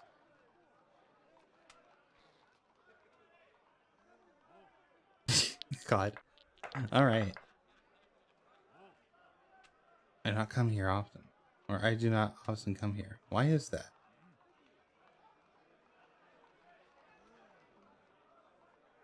2 3s? Well, I don't have any 3s. Now it's time for gold and a dagger. Do you know the old saying? I have no interest in your sayings. The frown of deep hatred and suppressed rage, the red eye hands over 10 chips. You have 46. He rises and shifts to the table with 2 chip bet. Stay put again. The monk. Okay. Okay. A 4, a 3, a 1, a 3, and a 2. I'm going to say a 2.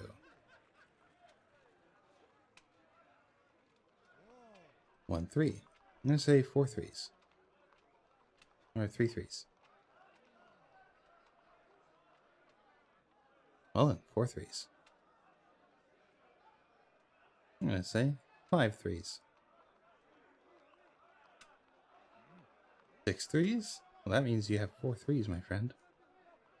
That'd be pretty crazy.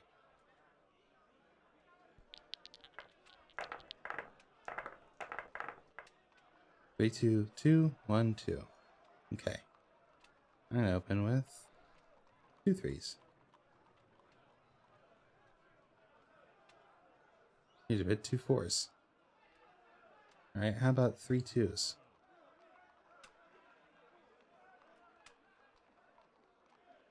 3 4s. I mean, your hand is mostly 4s. And it wasn't. Alright. 1 1 2 3 4. Okay, let's start with a 4.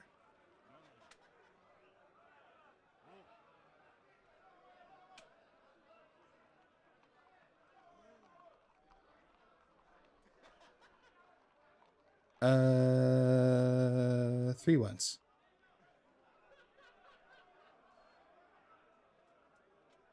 4 1s. Call it? Oh, he wins. Okay.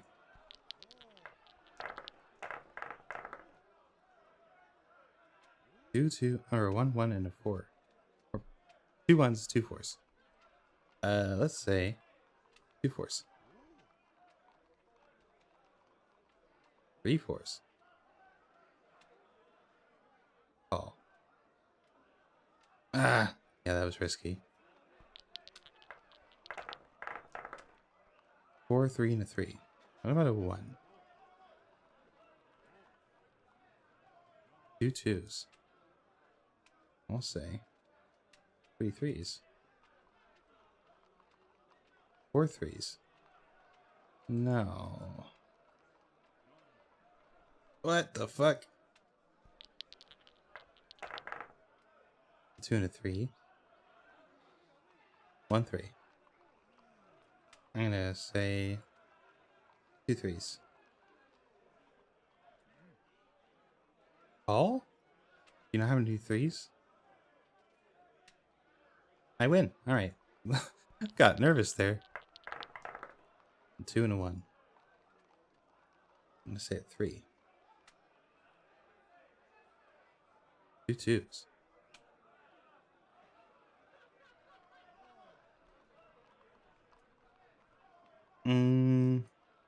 Call it. The monk wins the round. Oh shit.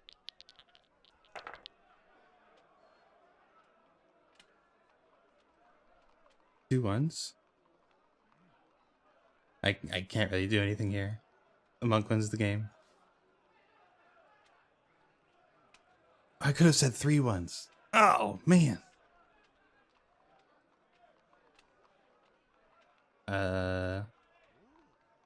I'd have stay put for 1 more. Let's see.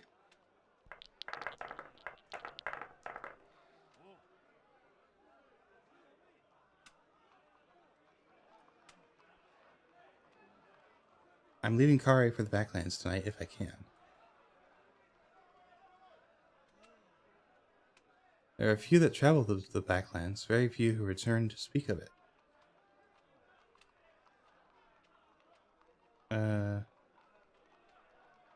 I would not need to return, only to cross.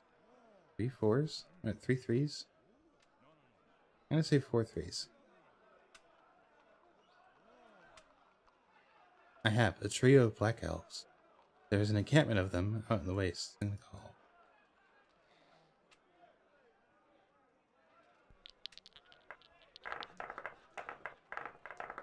One, 1, 1, 2, 4. Long time ago, the backlands were well populated before Kare was built. 2 ones? Or 2 twos? I'll say 3 twos. When the city port was founded, they dammed the river. It flooded out over the backlands, creating the marshes. The water was never fully fallen back. It was safe to walk across. I'm going to say 4 ones. If you know where to place your feet, but it's hardly safe. Nice.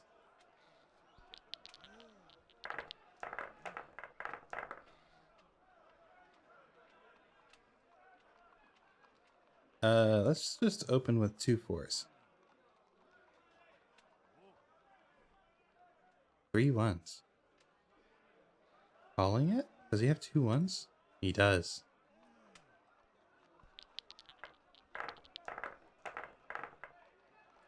Four, 2, 2, 4. Interesting.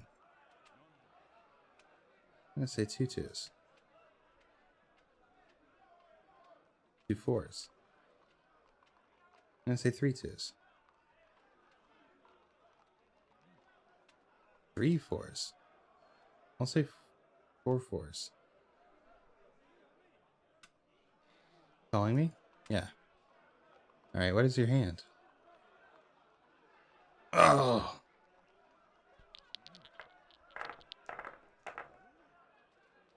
1, 4, 4. Alright, I'll say 2. 2 ones. I'll say 3 fours. No, I'll say 2 fours.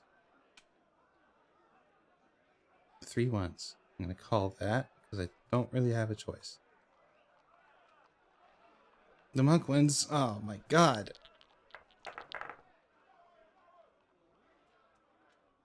The people of the Backlands worshipped a strange ancient god. Is that so?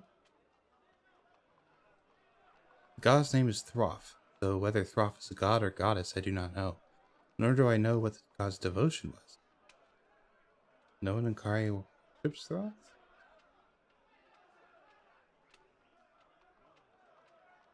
No one confesses to it, certainly. That I have seen. Perhaps Throff's worship is a terrible thing. I'm calling.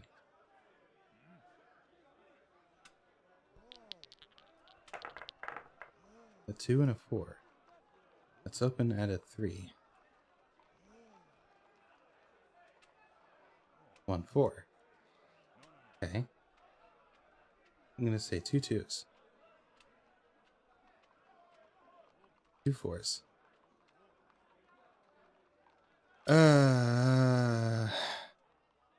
3 4s.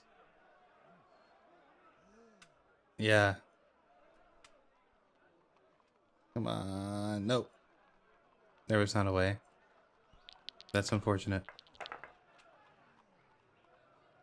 How about 1 2? How about a 3?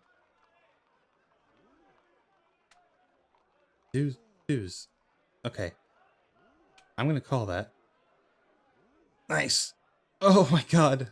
Okay. A 1. I'm gonna lead with a 3.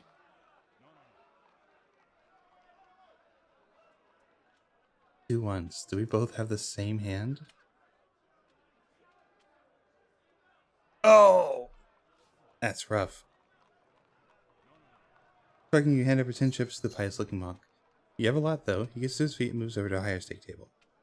I'll go ahead and change table. I think I'm gonna wrap up here.